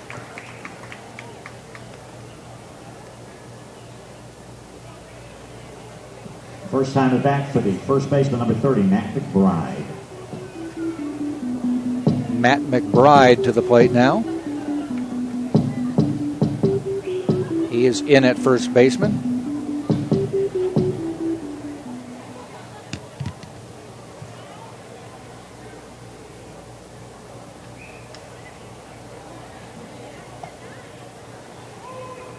First pitch from Krug. Back out for his 3rd inning of work is a called strike.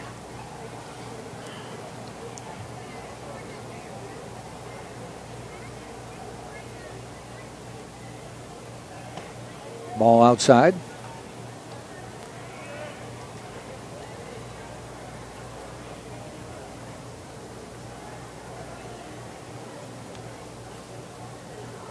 McBride in at first, listed as a catcher on the roster. 201 last year with 4 home runs, 19 RBI. Was a 2nd round pick in 2006. of the Cleveland Indians. First debuted in Major League Ball in 2012. Ground ball. Darren Miller backhands it. Long throw across, and it sails over Bragg's head. McBride not able to advance, though, as backed up by Earhart. Another throwing error by the left side of the infield.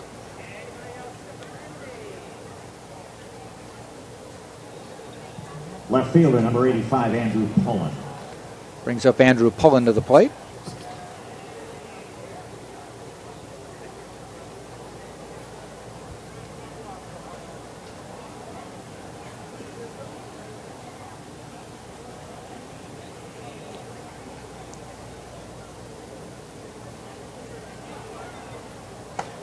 And first pitch, called strike. Pullen was a 5th-round draft pick of the Phillies in 2012, right out of high school. Has not made it to the majors yet. Hits a little tapper in front of the plate. Spartans have to go to first, and they do.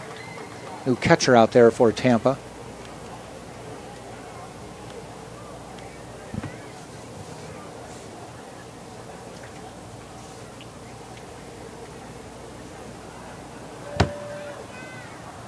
Catcher is number 15, Danny Maynard. Made that throw. Second base for the second out. McBride advancing to second. Meneses to the plate. Now for the Phillies.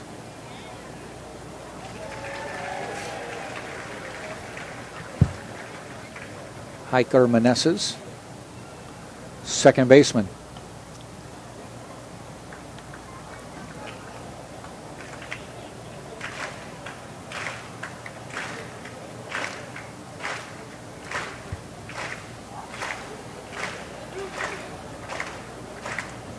One ball, no strikes with 2 out. Ball high outside. Everybody clap your hands. Clap, clap, clap, clap your hands. Clap, clap, clap, clap your hands. All right now.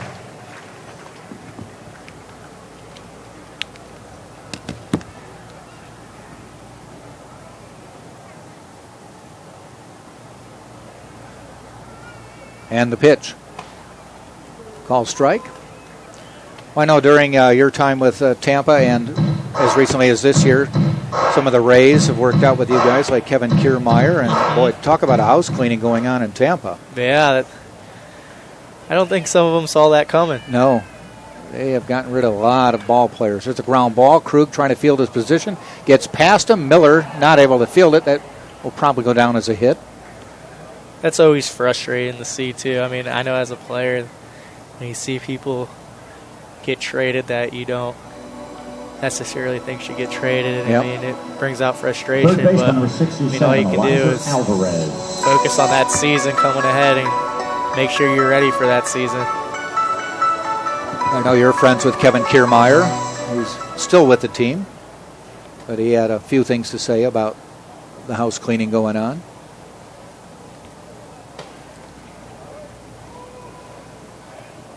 Eliezer Alvarez at the plate now. Both teams making some personnel changes. He is the third baseman. There's a call strike.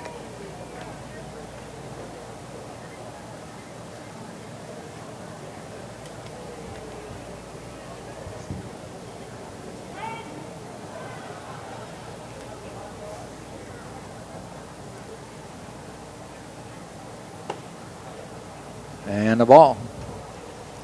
Alvarez did not play in the majors last year.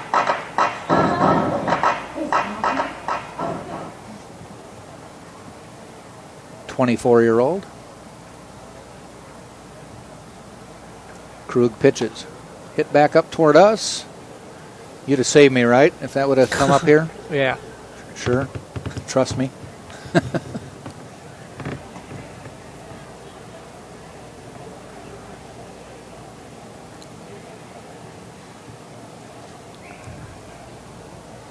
Bottom of the fifth, Phillies lead 3-0. Runner from first goes. Krug right back to him, and he tosses over to Bragg to end the inning.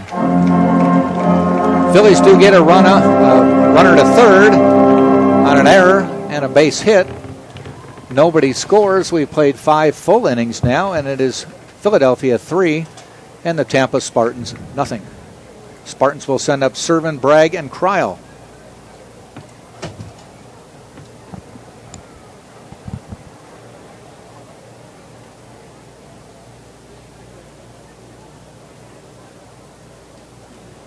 It's time again to welcome the Philly Fanatics, sponsored by Sean, you getting that shot? The Tampa dance team and cheerleaders? University of Tampa Spartan cheerleaders. And the Philly Fanatic.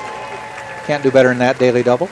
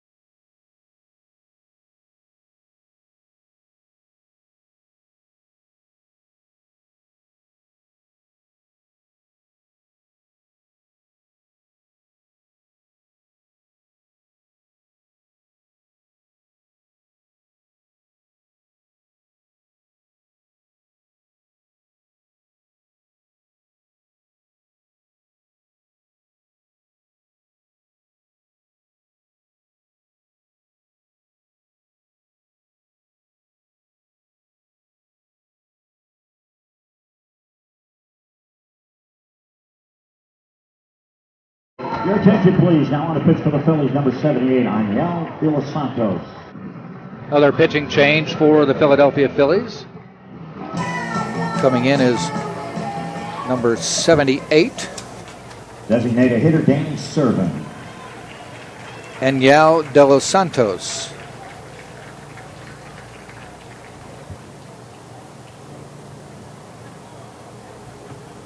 Danny Servin to lead off for Tampa. Fouls it off. Scattering the crowd just over the Phillies dugout, or the Spartans dugout. Keep your head on a swivel. Yes.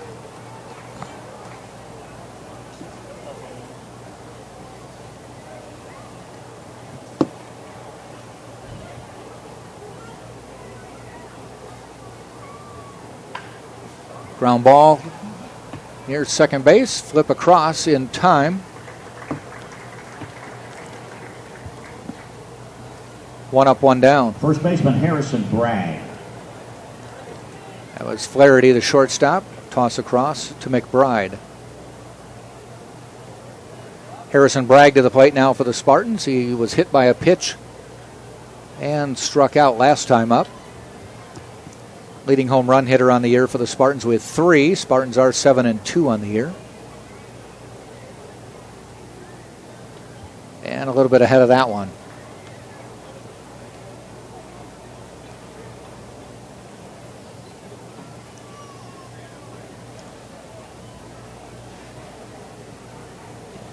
The 0-1 pitch from De Los Santos. Popped up. Up on the roof here. That was clocked at 95 miles an hour. You ever bat against anyone who clocked 99, 100? Yes, I have. A couple guys, actually. In high this past year, I faced a righty and a lefty. Is it noticeable? It is. It comes in pretty quick. You got to make sure you get your foot down. Base hit for Harrison Bragg there on what they say was a 96 mile an hour fastball. As De Los Santos showing he can bring it.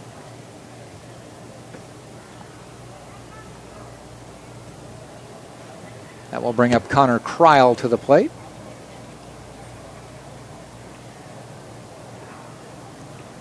Right fielder Connor Kreil.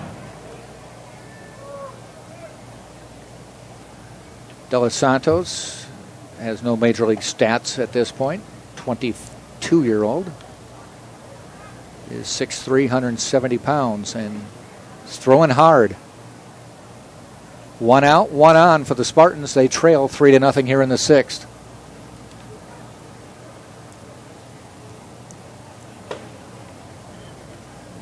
Ball is high.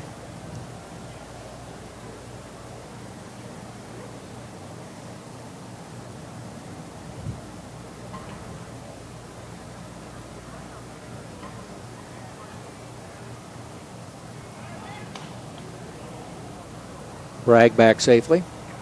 So if you're facing a guy who can throw that hard, I mean, do you have a book on him that it's okay to dig in? Or he's not Mitch Williams or anything like that? Or you don't know where it may go? I know in pro ball they have scattering reports on the guys, so you'll know if they throw strikes or they walk a lot. Mm-hmm. And usually if they throw strikes, then you're really not thinking or worried about getting hit. You're just up there trying to compete and make contact. Would that influence you, though, if you knew he walked a lot but threw hard? And how much you dig in? Me personally, I would be more selective if I knew he walked a lot of guys. I wouldn't be too worried about getting hit. I mean, obviously, when you get hit by anything, right, kind of hurts a little bit. But I mean, that's just the way I look at it. That's a free base. 2-2 pitch, ground ball up the middle, diving but not making the play, and another base hit for Tampa. I mean, it's different when a guy throws hard and it comes at your head. Yeah. That gets a little scary, but usually it's pretty good. This will be the first time at bat for the catcher, number 15, Danny Maynard. So a couple base hits for the Spartans put runners at first and second with 1 out. And the catcher, Danny Maynard, coming up for his first at bat of the day.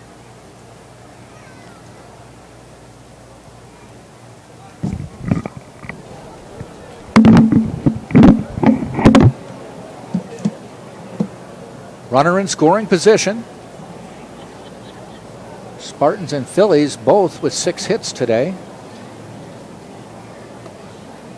Call strike. 2 Spartan errors, though, have led to runs. You take away those errors, it's only a 1-run game. Mm-hmm. And 3 very good fielding plays by the Phillies to end innings when the Spartans had opportunities. So the Phillies opportunistic when the Spartans have given them that chance and taken away chances for the Spartans. 1-1 pitch, ground ball heading towards short. They get one. The relay in time to double play ends the inning. So this one ends the inning as well for Tampa. They do get a couple hits. No runs, 2 hits, no errors. They left 1. And now at the end of 5.5, it is still Philadelphia 3 and Tampa nothing. Sample one today. Phillies will at Spectrum Field. Send up Valentin, Moore, and Kapala for the bottom of the 6th. You'll notice something about us. Even though we've built a best-in-class network, connecting hundreds of millions of devices nationwide, putting TV on more platforms than ever So before. does Tampa do anything differently before the game because it's against the Phillies just for the experience, or was it pretty much just the routine pregame prep? It's the same pregame routine, other than you get a spread after BP. Get some food instead of peanut butter and jelly sandwiches. Okay. No, you get the full pro experience. Wow. And it's perfect for athletes of all ages. Brought into the locker room? Broad spectrum SPF. Is that brought into the locker room before the game? Yes. No burn sports screen is available at the Diamond Outfitters. I mean, as far as pregame goes, it's the same. You got BP. Go back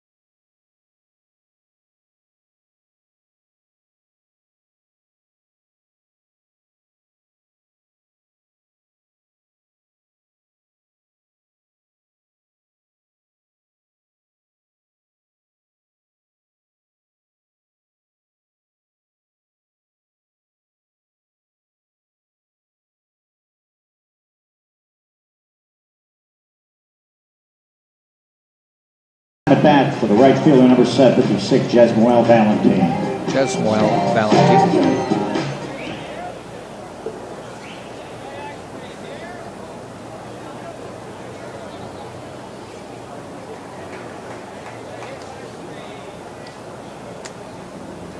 Wesolowski on the mound.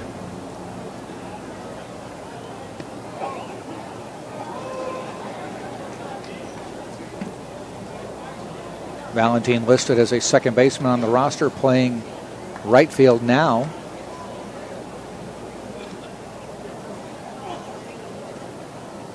Swing and a miss. He is the son of Jose Valentine, major league player for a number of years. He was a first-round pick of the Los Angeles Dodgers in 2012.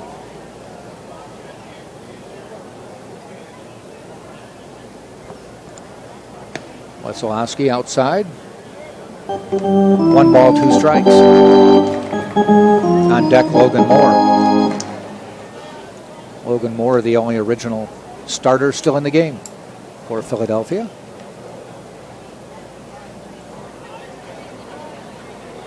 Fouled off.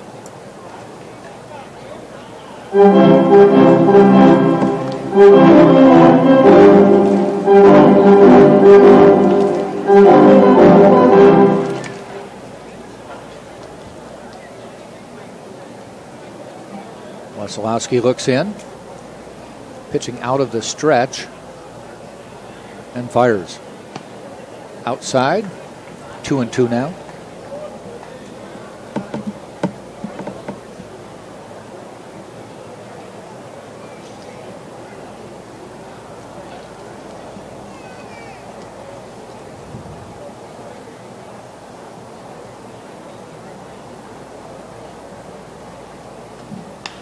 Ball hit out into left field, coming in quickly, making a nice running catch is Connor Kryle. Returning the favor. Nice little roll action after the catch. Yeah, I like it. hitter Logan He's Moore. been to your camp, huh? He got his money's worth. I would like to think I would catch that standing up. It was a good play by Kryle out there. That would have just been a routine one.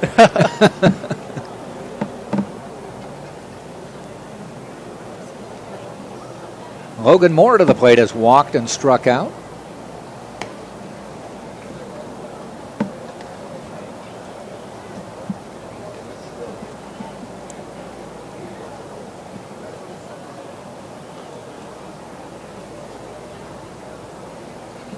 Moore waits. Ball is outside.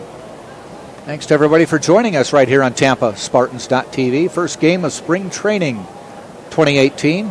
Jack Ike with Casey Scoggins right now. We'll bring Sean Nestor back in an inning.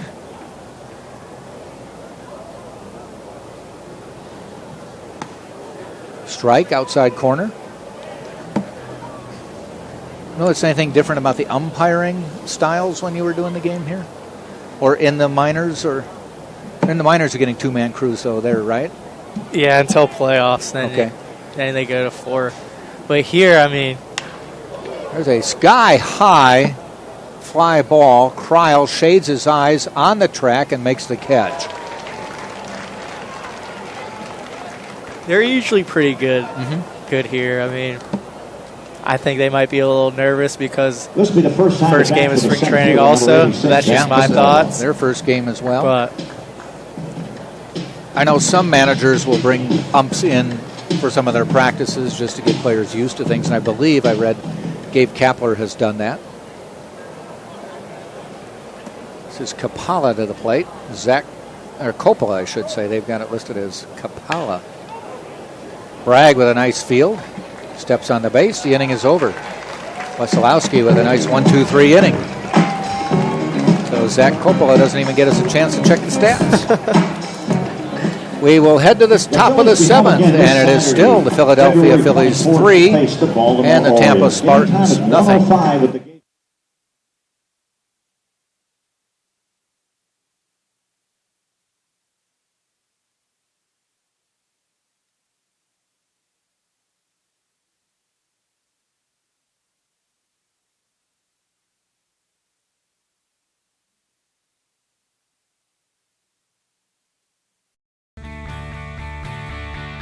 This is the University of Tampa.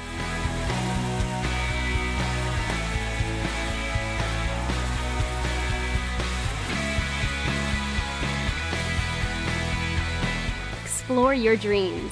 Discover your talents. Get ready to invent, innovate, and be a leader.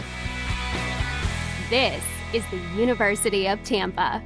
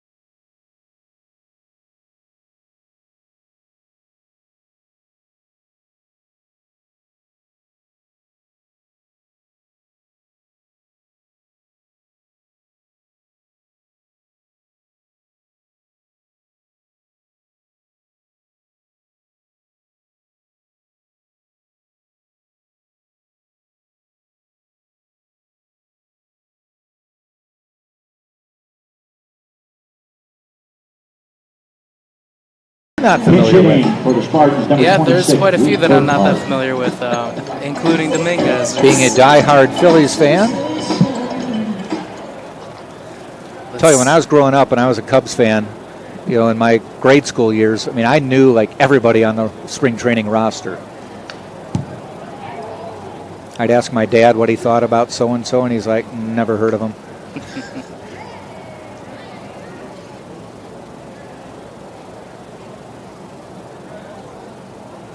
This is Drew Burkhart, pinch hitting for,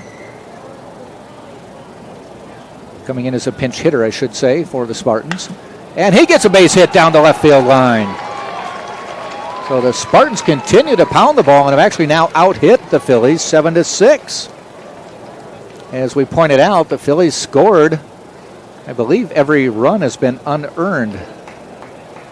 Your attention, please. A couple throwing errors by the Spartans have put runners on base, and the throwing errors also allowed runners to score from third. You got to think you remove a couple of those errors and a couple of the great plays in center field by the Phillies, and this could be the Spartans up right now. Could be the Spartans up, or at least closer. Cole Perry now batting.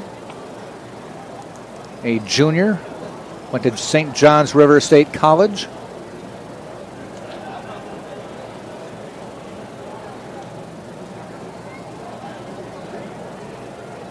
He'll be replacing Brandon Galley. Hits one over the Phillies dugout, scatters a few people. Perry, so far this year, 18 at-bats, has 8 hits on the year, 444 average, 6 RBI. He's been productive when he's gotten up and scored 3 runs, a couple doubles. Now he has a runner on first with no outs, swings and misses there, and his first at-bat is over. And we head to the top of the order.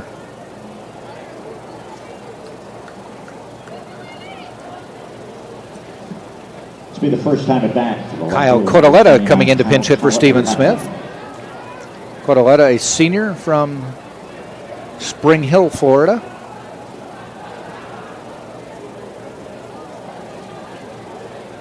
Looks at a ball low. Codoletta on the year. This is his 7th game, just his 5th at bat right now. He is 4 at bats, 2 hits. Scored a run, driven in 2. So again, he's been productive when he's been up. Call strike.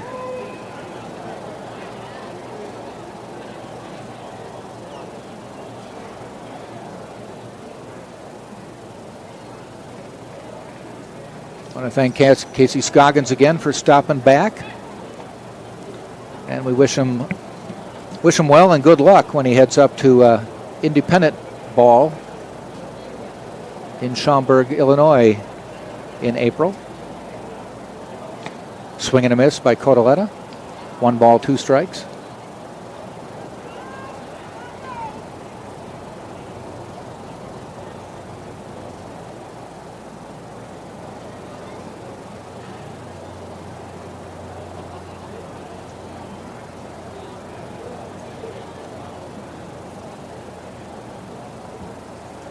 Swing and a miss, and Codaletta goes down swinging. Looked like he got fooled on that one a little bit. It's been the first time at bat for number 21, Garrett Back.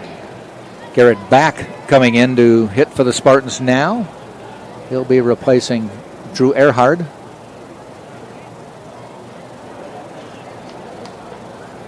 Garrett Back on the year. This is his 5th game, his 3rd at bat of the year. Fouls that one back.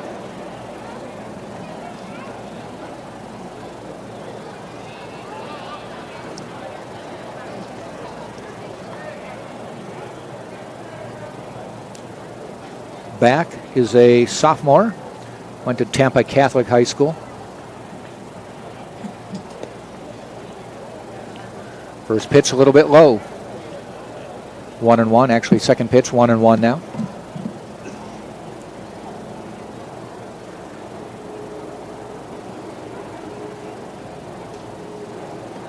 A little bit ahead of that one.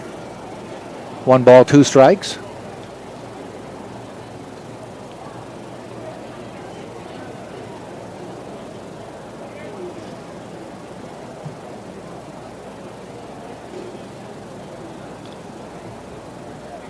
Burkhardt on first, 2 outs.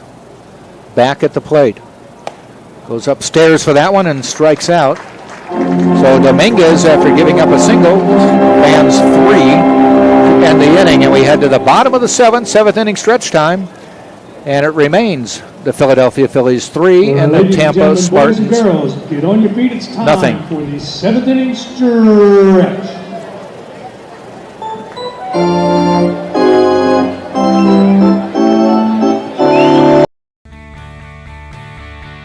This is the University of Tampa.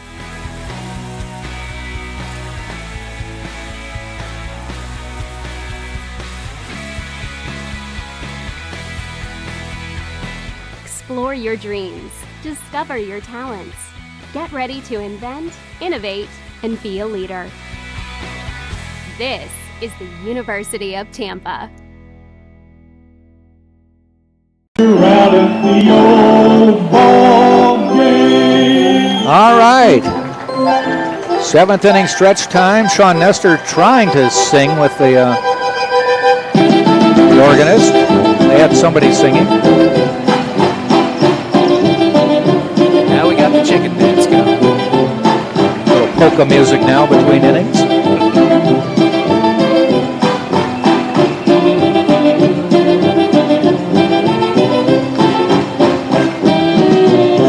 Cabral, Flaherty, and McBride, top of the order for the Phillies here in the 7th.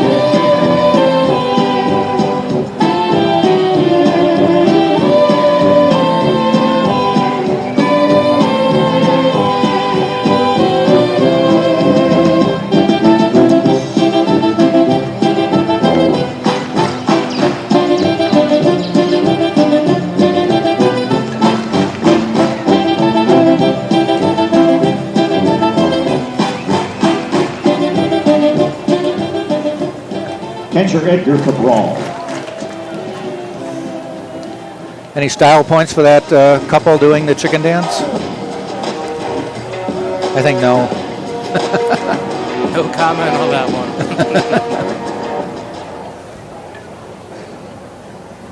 Cabral to the plate. Edgar Cabral, his 2nd at bat, grounded out to short, or I should say to third base. And now gets a pass to first as Wesolowski hits him. So a leadoff hit by pitch.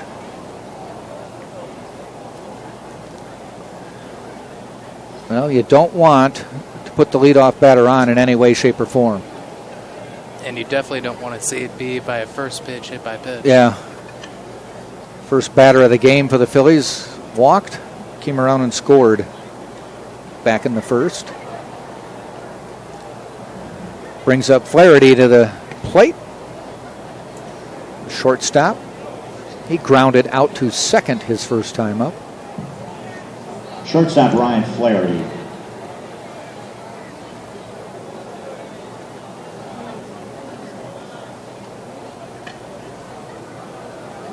The 1-0 pitch from Wesolowski to Flaherty. Ball outside. Spartans defensively right now. Wesolowski on the mound. Maynard behind the plate. Bragg is at first. Darren Miller has gone from third to second. Cole Perry to third base. Garrett back to shortstop. Drew Burkhardt is in left. Kyle Codoletta is in center. And Connor Kryl still in right. So Bragg and Kryl still in their original positions. And Miller moving from third to second.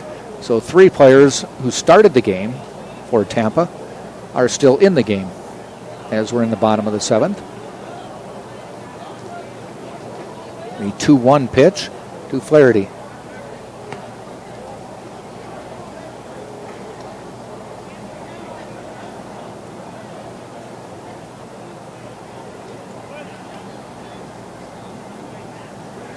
Says 86 degrees high above the scoreboard here in Clearwater, Florida.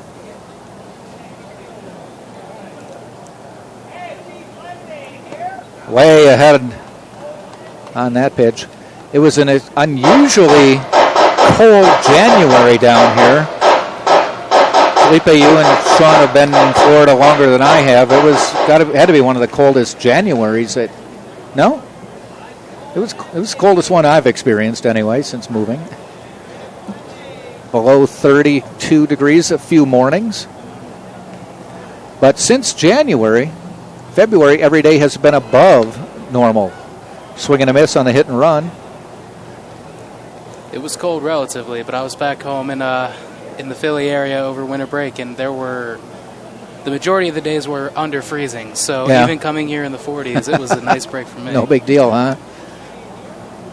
All I needed was jeans and a sweatshirt compared to a full jacket. We have been more than 2 weeks of 80 or above, and the normal temperature this time of year, about 75. It's just starting to warm up. This is the best time of year to be in Florida, February and March, and maybe the beginning of April. Then it gets hot and steamy till October. And a walk sends Flaherty down to first and sends Cabral to second. We'll bring up McBride to the plate. First baseman Matt McBride. Matt McBride reached on an error, throwing error by Darren Miller at third base. Actually, no, it was an E5 on Galley, the shortstop. E5, so that would have been Miller, sorry. Miller with a couple throwing errors today of the 3 errors for the Spartans.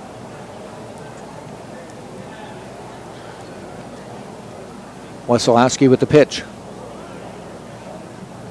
Ripped down the left field line, but foul. So Miller with a throwing error, Galley with a throwing error, and there was a throwing error in the outfield on a ball hit to right.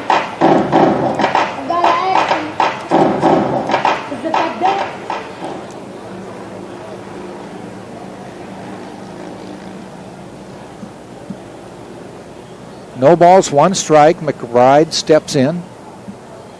Pullen on deck. Ball outside.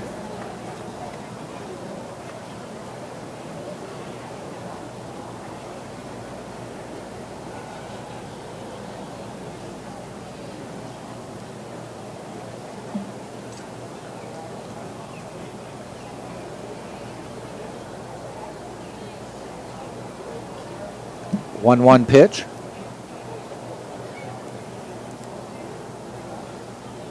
Swing and a miss. Nice pitch by Wesolowski there. 1 ball, 2 strikes.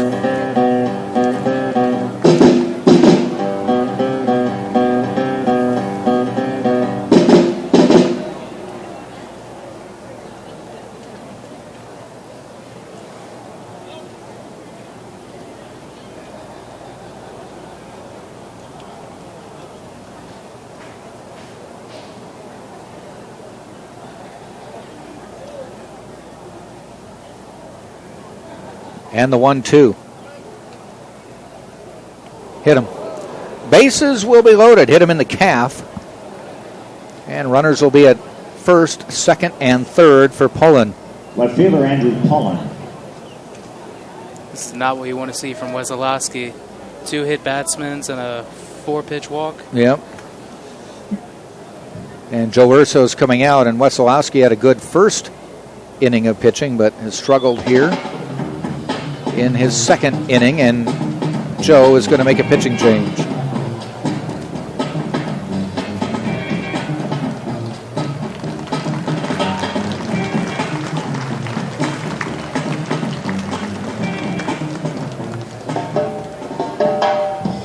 This is the Happening Frenchies Tiki Pavilion located on the main concourse beyond the left field foul pole. Frenchies, with 4 great locations on Clearwater Beach, is the proud sponsor of the almost world-famous Frenchies Tiki Pavilion. Post-game music will fill the air and add to the excitement as you wait out the traffic. Today's entertainment is one of Tampa Bay's top DJs, DJ Sloan. I believe we have Christian Calleja coming in for the Spartans.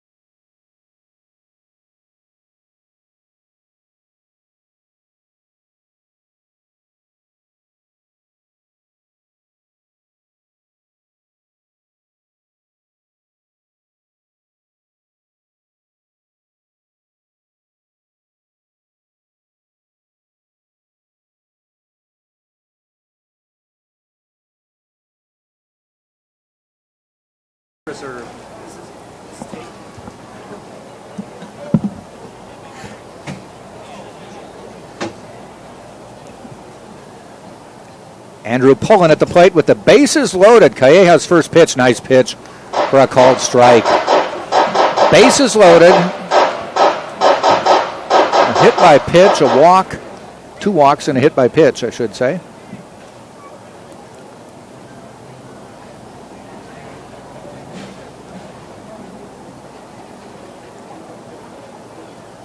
Calleja, the lefty in the stretch.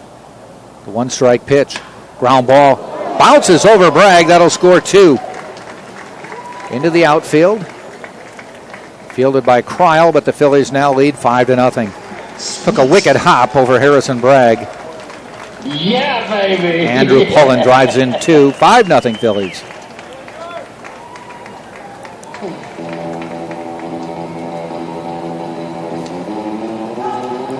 Second baseman, Edgar Meneses. Meneses to the plate.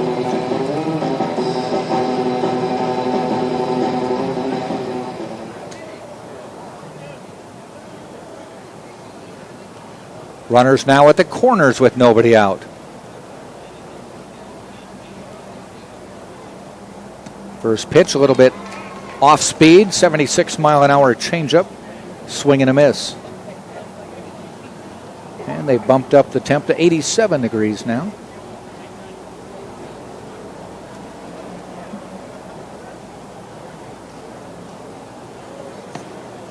Pitch just outside. But you know what they say, it's a humid heat. Unlike Arizona. 86 feels a lot hotter here than it does there. Yeah. That's for sure.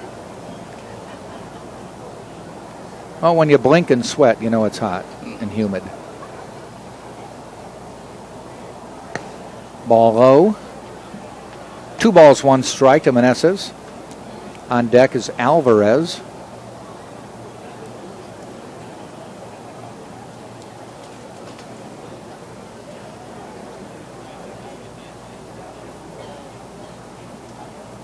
And that one is hit out into right center field. Giving chase is Kryle, and he makes the catch.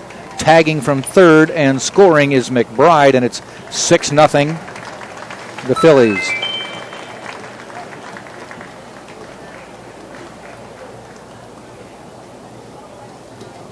Third baseman, Elizer Alvarez. Elizer Alvarez now at the plate with a runner on first and 1 out. Alvarez with a base hit his first time up. Was stranded at first.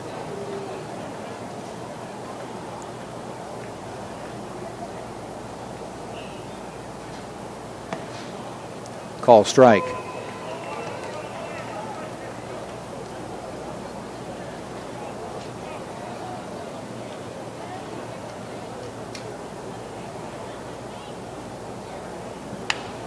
Way ahead of that one, and he fouls it off.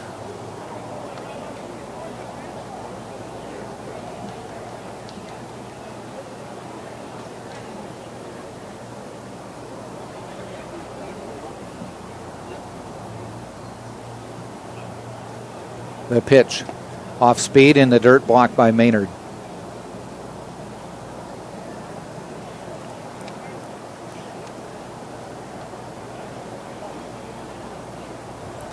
Wazalowski's line is now finished. This is all Calleja now. Though the runs will be attributed to Wesolowski.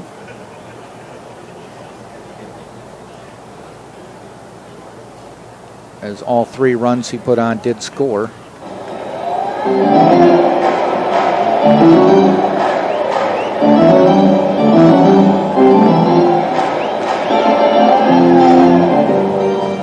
Now it's up to Calleja to finish up this inning and get the Spartans in a position to try to fight back, get a couple runs back on the board. There's a call, strike 3, and Alvarez caught looking. 2 outs now. And Valentin to the plate.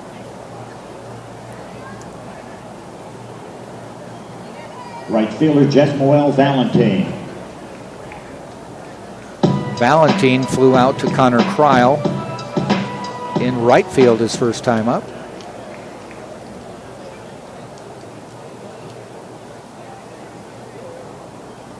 Ball outside. Maynard out of the crouch to get that one.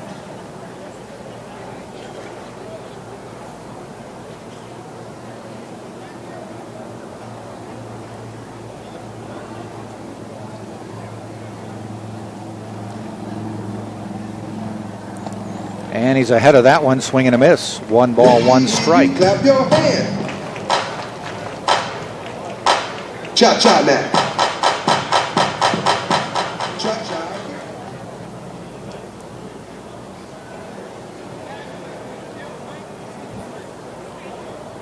Valentin again ahead of the pitch. Off speed, 75 mile an hour.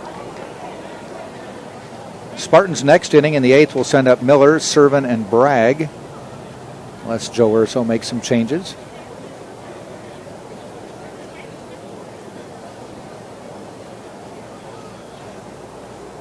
Ball high, 2-2.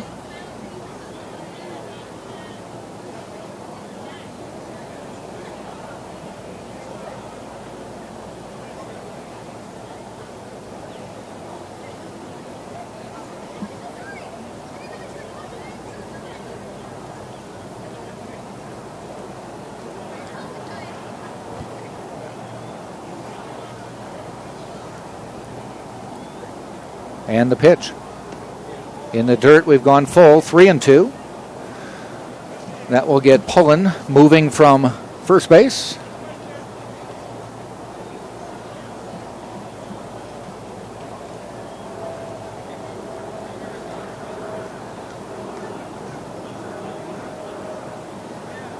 The 3-2. Swing and a miss, strike 3. And drop third strike to tag him out. The inning is over, no runs. Or 2 runs, I should say, 1 hit. Be sure and hold on to your souvenir beer cup. And it's 6-0. It has to be 3 runs. I'm showing 2. 3, right? Craft beers. Take your ticket stub and your souvenir cup to Pete and Shorty's. 3 runs, scoring in the Great inning. food, great atmosphere, And great at the people. end This is of Pete and Shorty's 7, on it Boston is AM Philadelphia Denver. 6 The first beer and is on Tampa that. 0.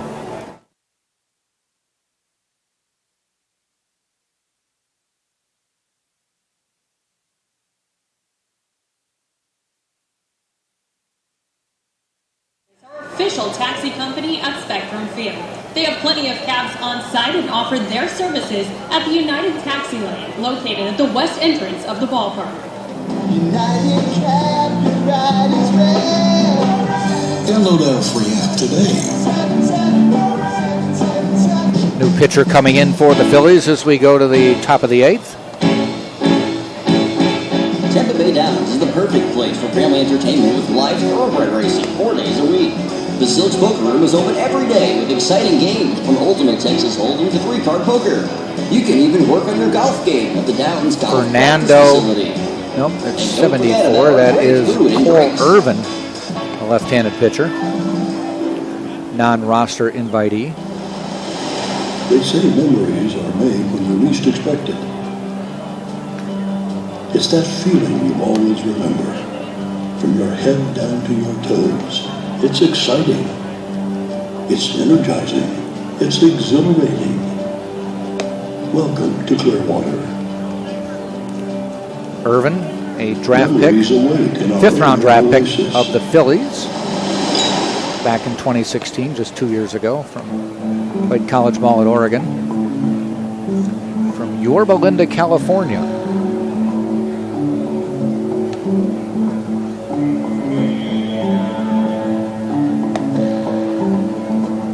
Your attention, please. Now on the pitch for the Phillies defensively have Irvin on the mound. Cabral is catching. McBride is at first. Meneses at second. Alvarez at third. Flaherty at short with Pullen, Capala, and Valentin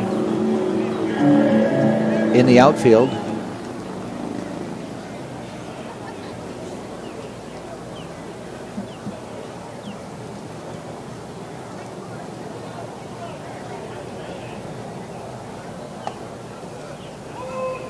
And Darren Miller at the plate for Tampa. Top of the 8th. Swing and a miss. That's some heat from Irvin.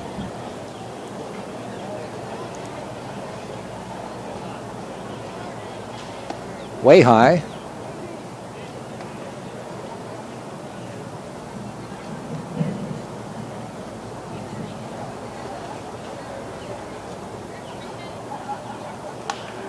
Grounded foul. Jose Jimenez making the stop at third. So even the Spartans have made coaching changes. As Jose is the third base coach. Normally the first base coach for the Spartans, and Joe Urso is at third, but he's opting to sit in the dugout. Drop third strike, threw him out. So one up, one down. On the pinch hit for the Spartans, number 16, Jack Loflad. Pinch hitter for the Spartans will be Jack Loflad coming to the plate, a junior from Summers Point, New Jersey.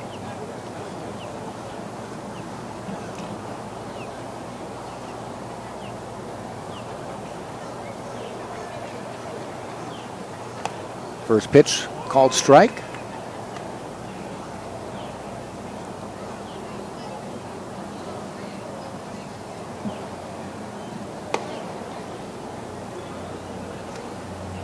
One ball, one strike now.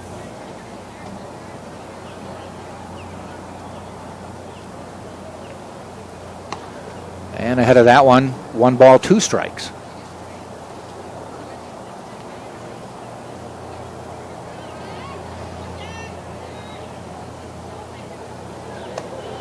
Little bit inside, 2-2.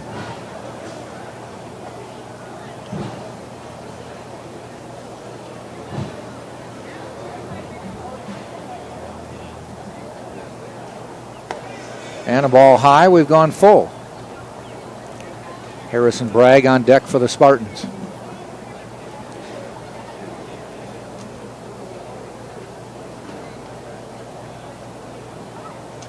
Ground ball out to second base.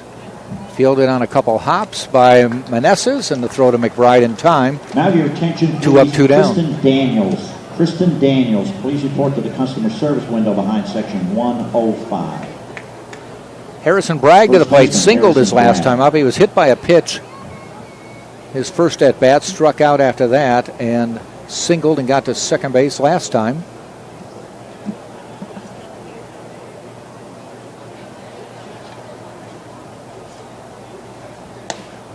And a big swing and a miss there. Spartans are 0 for 3 today with runners in scoring position. And batting 2 for 14, 143 with runners on base. That one is hit into left field.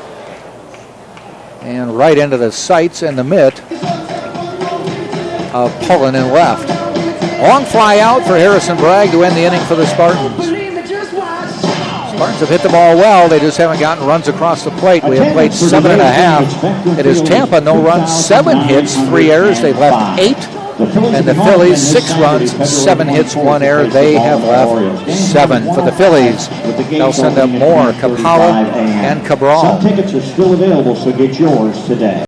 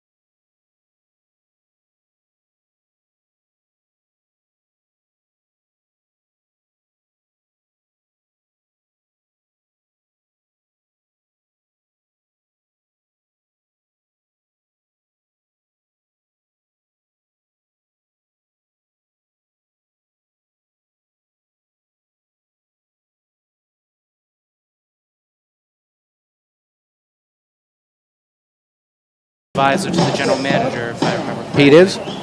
Larry Boa. Larry. Batting is a pinch hitter, Rickles. And he bounces one to third, scooped up. Throw across to Bragg in time. Nice play by the Spartans. Cole Perry to throw Rickles out. Center fielder Zach Capola. Zach Capola to the plate.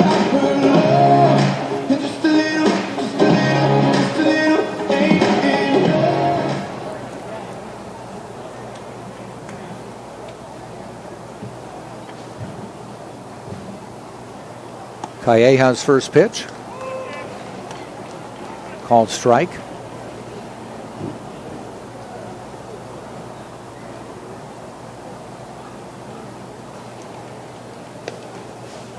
Ball outside.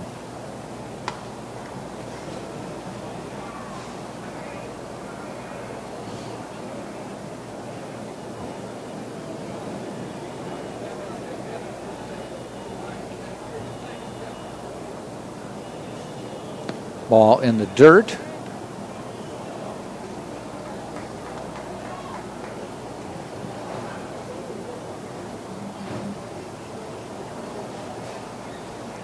Two balls, one strike.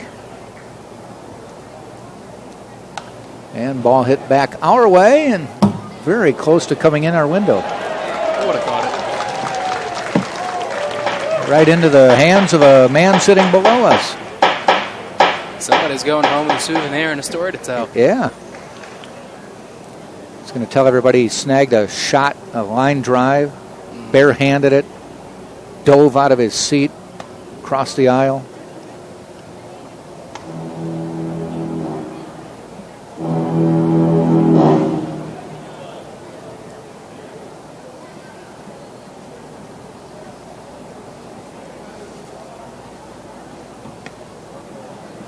And Coppola gets a walk. So with one out, he heads down to first, and Cabral to the plate.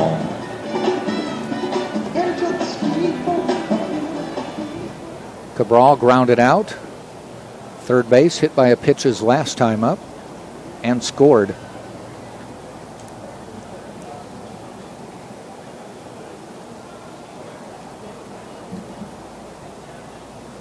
And the pitch in the dirt.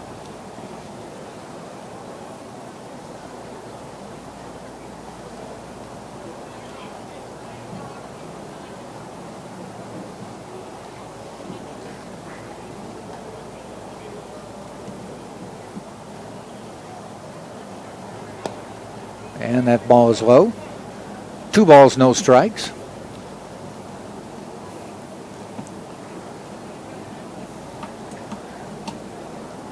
Bottom of the 8th, Phillies lead 6-0.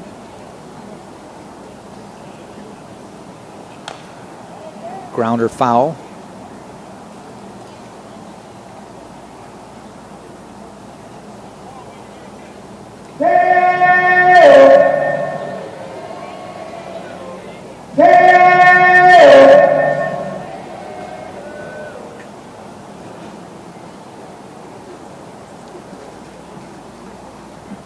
Coppola with the lead off first.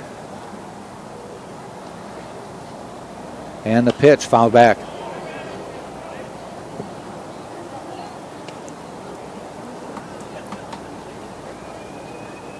I imagine a number of Phillies fans listening in will be packing their bags and heading down to Clearwater pretty soon. If they aren't already on the way down here. Yeah, right time to do that. First home game is Saturday against the Baltimore Orioles. First game officially is tomorrow up the road a couple miles against the Toronto Blue Jays in Dunedin, Florida. Spartans jump right into conference play with Florida Tech tomorrow at 6. Swing and a miss. And a doubleheader Saturday. So 2 outs now as Cabral goes down swinging. Flaherty to the plate.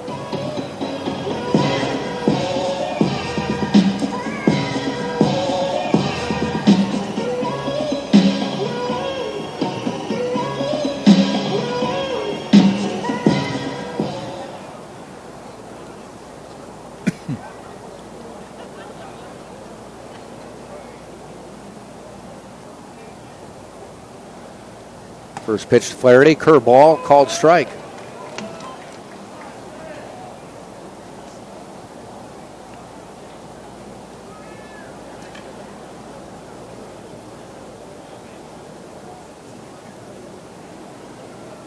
And another curveball called strike. 68 miles an hour. Now, I might have a chance against that. Though I'd buckle under the curve. Be tough to keep up with that curveball. Lefty to lefty, yes, I hated curveballs. Fastball, strike 3. That was a hard pitch to take. Flaherty did. He saw 2 curveballs inside, and then they hit the outside corner to end the inning. So no runs, no hits, no errors, nobody left. We go to the 9th. Tampa, one last chance to make something happen.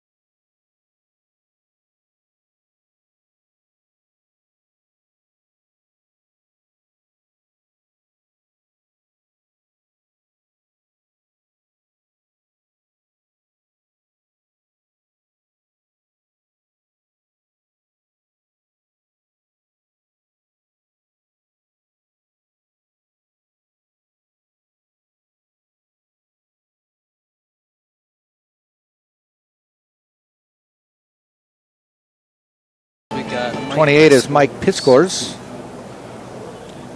Got a nice story. After Richie Rivera, the Spartans starting center fielder, got hurt in the first game of the year, Piscors was moved up from the junior varsity team and has been here ever since and is now getting a few at-bats with the team. He's got a chance to prove that he stays up on varsity. Yeah. Fouls that one off. This will be his second official at-bat of the season.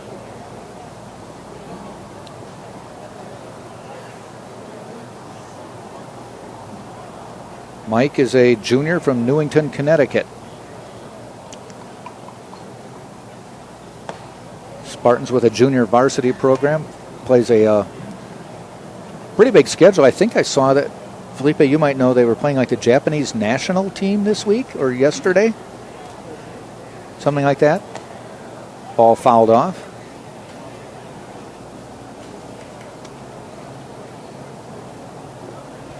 One ball, two strikes to Piscors.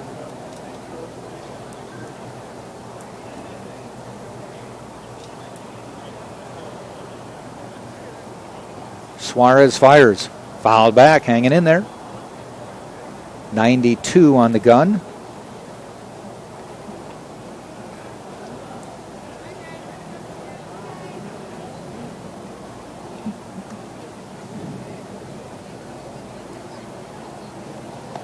And a called strike three. Suarez took a little off it, threw the slider, got the strikeout. Catcher Danny Maynard. Danny Maynard to the plate.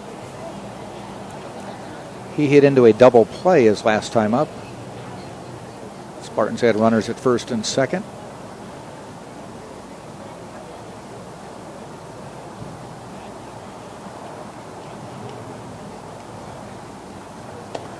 Golfs at that one and swings and misses. On deck, Drew Burkhart.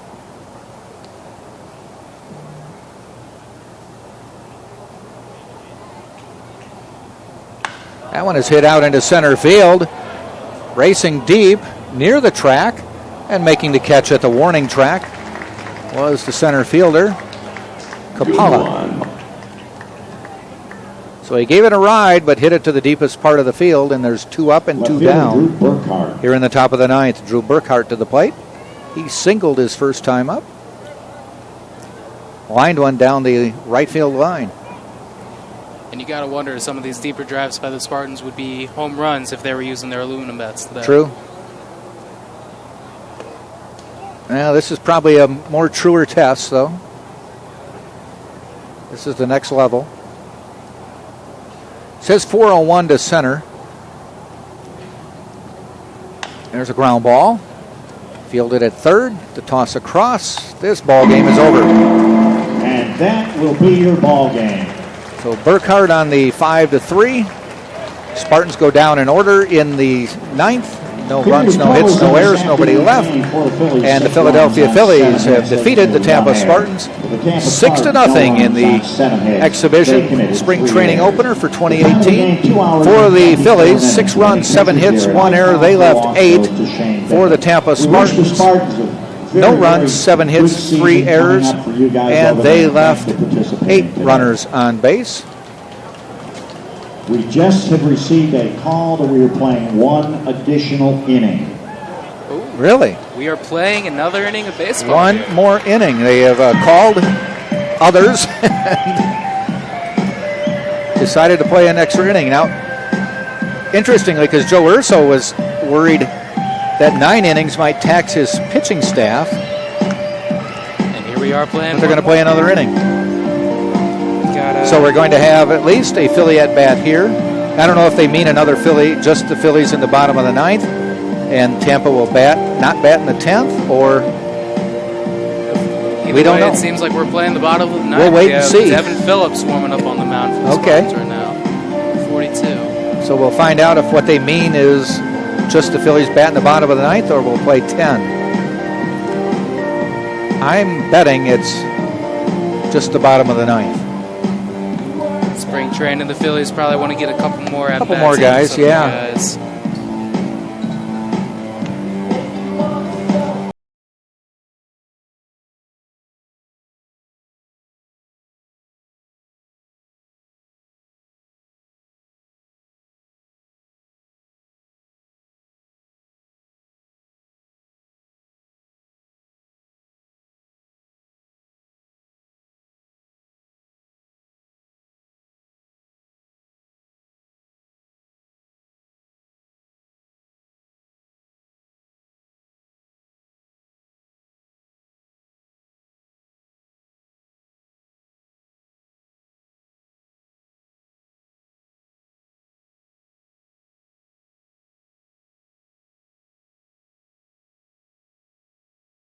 hit for the Phillies. Number 98, Zach Green.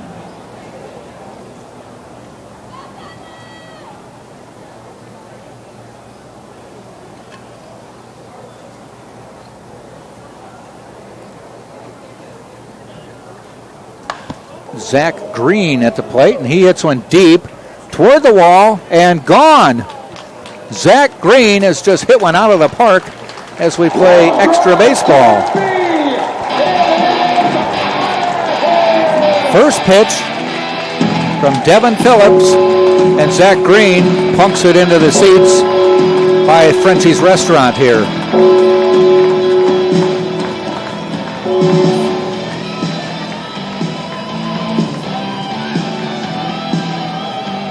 First baseman Matt McBride.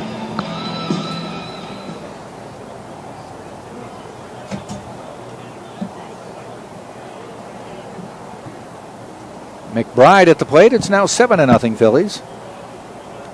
And McBride is hit by Phillips. So Phillips a little inauspicious debut. Gives up a home run. And now a hit by pitch. Pullen to the plate now. Left fielder Andrew Pullen.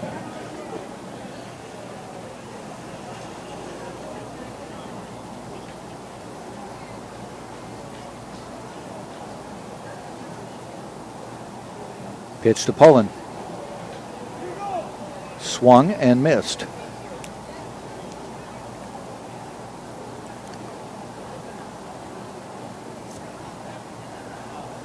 So we're getting some free baseball here. We're in the bottom of the ninth. Phillies leading 7-0. Normally you wouldn't see a team batting in the bottom of the ninth with the lead. They'd have already won the game. They're going to win this game. But the two teams agreed to keep playing. 2 nights a day.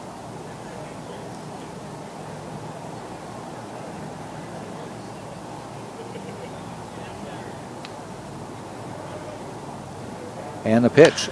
That one's hit out into deep left field. Near the wall, it's gone. And it's now 9-0.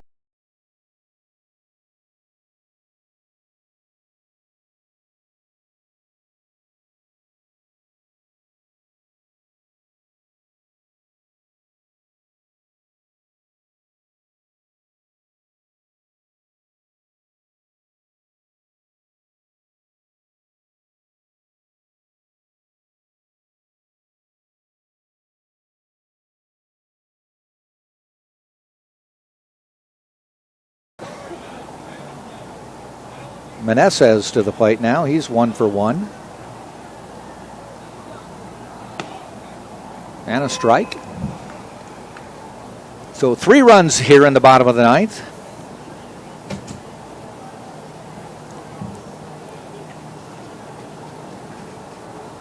Swing and a miss. Batter, second baseman Edgar Meneses.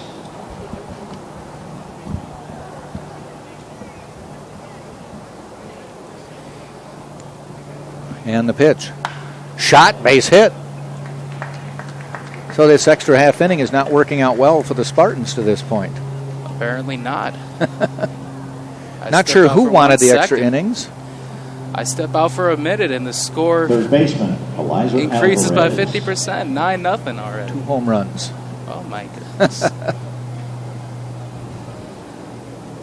Just goes to show that you can't miss even a moment of baseball. Nope. You never know what you're going to miss.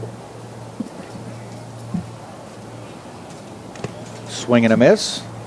Or fouled back anyway off the umpire.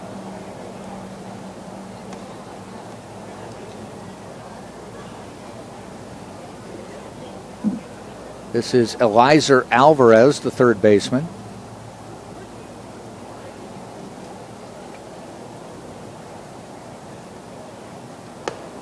Ball high.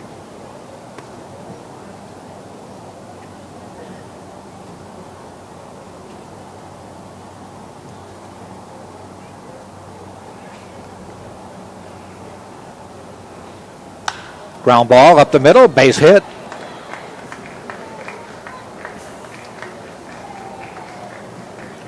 So a 4-hit inning for the Phillies here in the bottom of the ninth.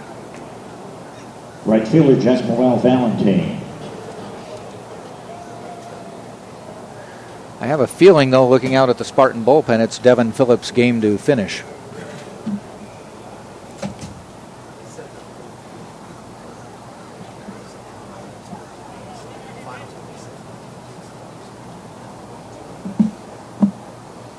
There's one hit out into left field. Drifting and makes the catch for the first out.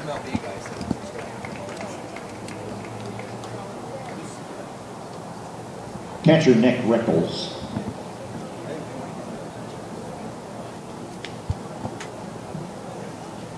That'll bring Rickles to the plate. So it's just been confirmed that we're not just playing the bottom of the ninth, we're playing a 10th inning. We're going into So hang with us, folks. The question is, will it be recorded as a 6-0 game? That's what we're getting, 6-0. The official score, this is just free baseball. Chance to see some more players before spring training officially starts, or play officially starts tomorrow for the Phillies.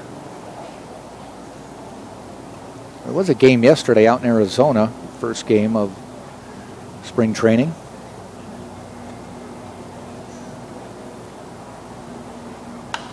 Popped up foul by Rickles.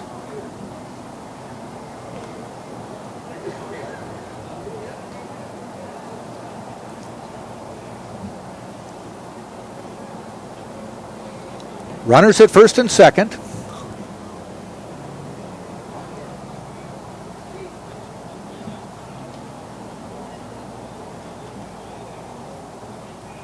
Ground ball out to short and booted. The bags will be loaded.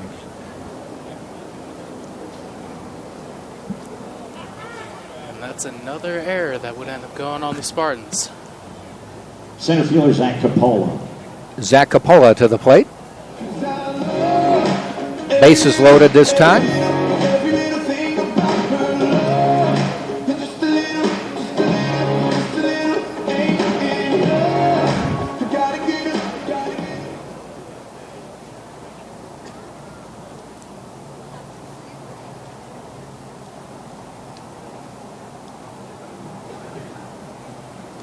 Ball in the dirt. Maynard keeps it close. So basically from about now, maybe even a week ago, till early April, the communities around here are going to double or triple in size as it's spring training and spring break time. Clearwater Beach, just only 5 miles from here, voted one of the most beautiful beaches in the world, and it is crowded when it's spring break time. Fouled off by Coppola. You got to imagine for those that live and work down here that they hate this time of year. I do. Their, travel times. I do.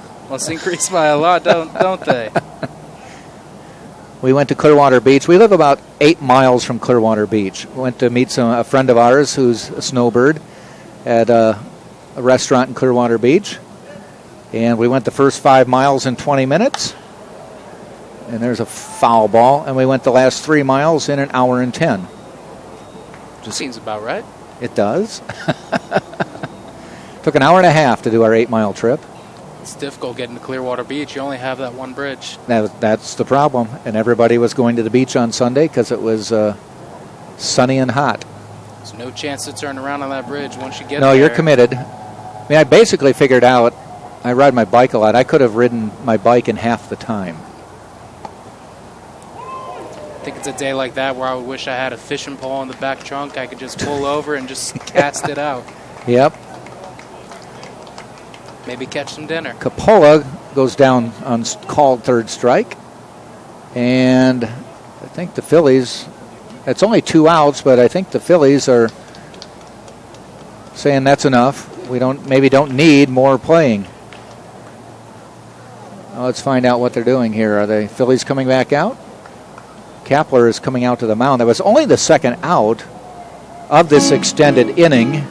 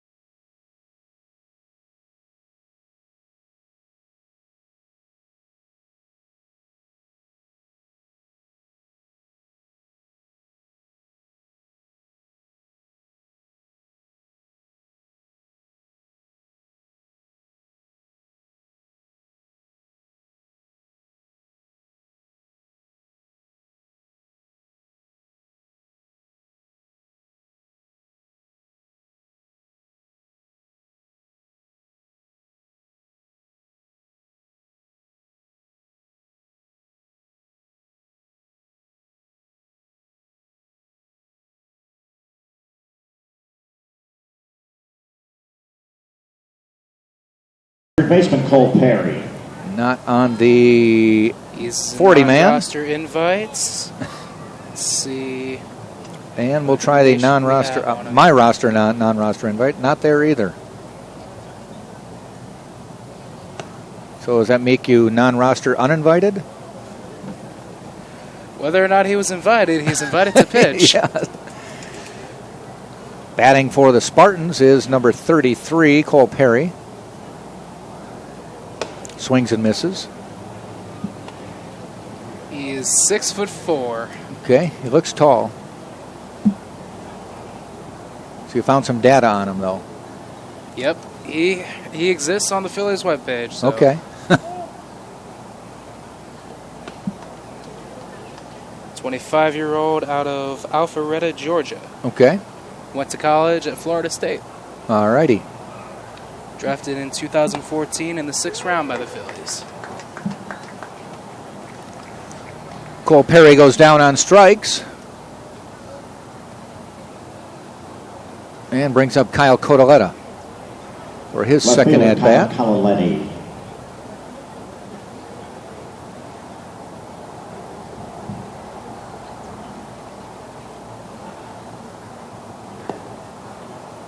First pitch a little bit low. 9-0. Phillies leading. Top of the 10th. If that sounds odd, it's because it is. After the game officially ended with a 6-0 score in the top of the 9th, they announced they were going to play an extra inning. So in the bottom of the 9th, with a 6-0 lead, the Phillies added 3 more and took a 9-0 lead. And then after 2 outs, they said, that's enough for us batting. You guys come to bat in the 10th. And that's where we stand now. Codoletta goes down swinging, so there's 2 outs here in the 10th. Second baseman Garrett Back. And Garrett Back comes to the plate. Garrett Back 0 for 1.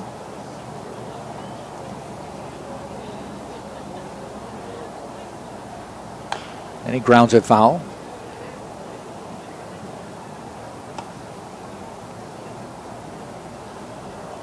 Tell you though, if you live down here in this area and you get a chance to come to the minor league games here on these fields, take up the chance. It's a reasonably priced ticket. It's usually a fun experience. You get to see some prospects. It is single A ball, so you're getting to see players pretty much starting their careers. But oftentimes you'll see the first, second, third round top prospects. It's usually entertaining, good food, beverages. And you get the occasional player on a rehab assignment as well. This is true. Popped up. First baseman makes the play, and that may be the end of the game. Baseball action. They do confirm this. University of Tampa. All right, we played 9.5, and at the end of the game, for the second time, this time it'll go down as a 9-0 Philly win. 9 runs, 10 hits, 1 error for Philadelphia, 0 runs, 7 hits, 3 errors for Tampa. Officially, it'll be 6-0. The Phillies beating Tampa. So that's the end of the exhibition game against the Phillies. Tampa tomorrow plays Florida Tech as they start Sunshine State Conference play. The Phillies tomorrow travel to Dunedin, about 5 miles north of here, to take on the Toronto Blue Jays. Thanks to everybody for joining us. Jack Ike, Sean Nestor, Casey Scoggins, Felipe hanging in there too, filling us in. And that is it for today. Join us tomorrow, 6 o'clock, when the Spartans take on Florida Tech right here on TampaSpartans.tv.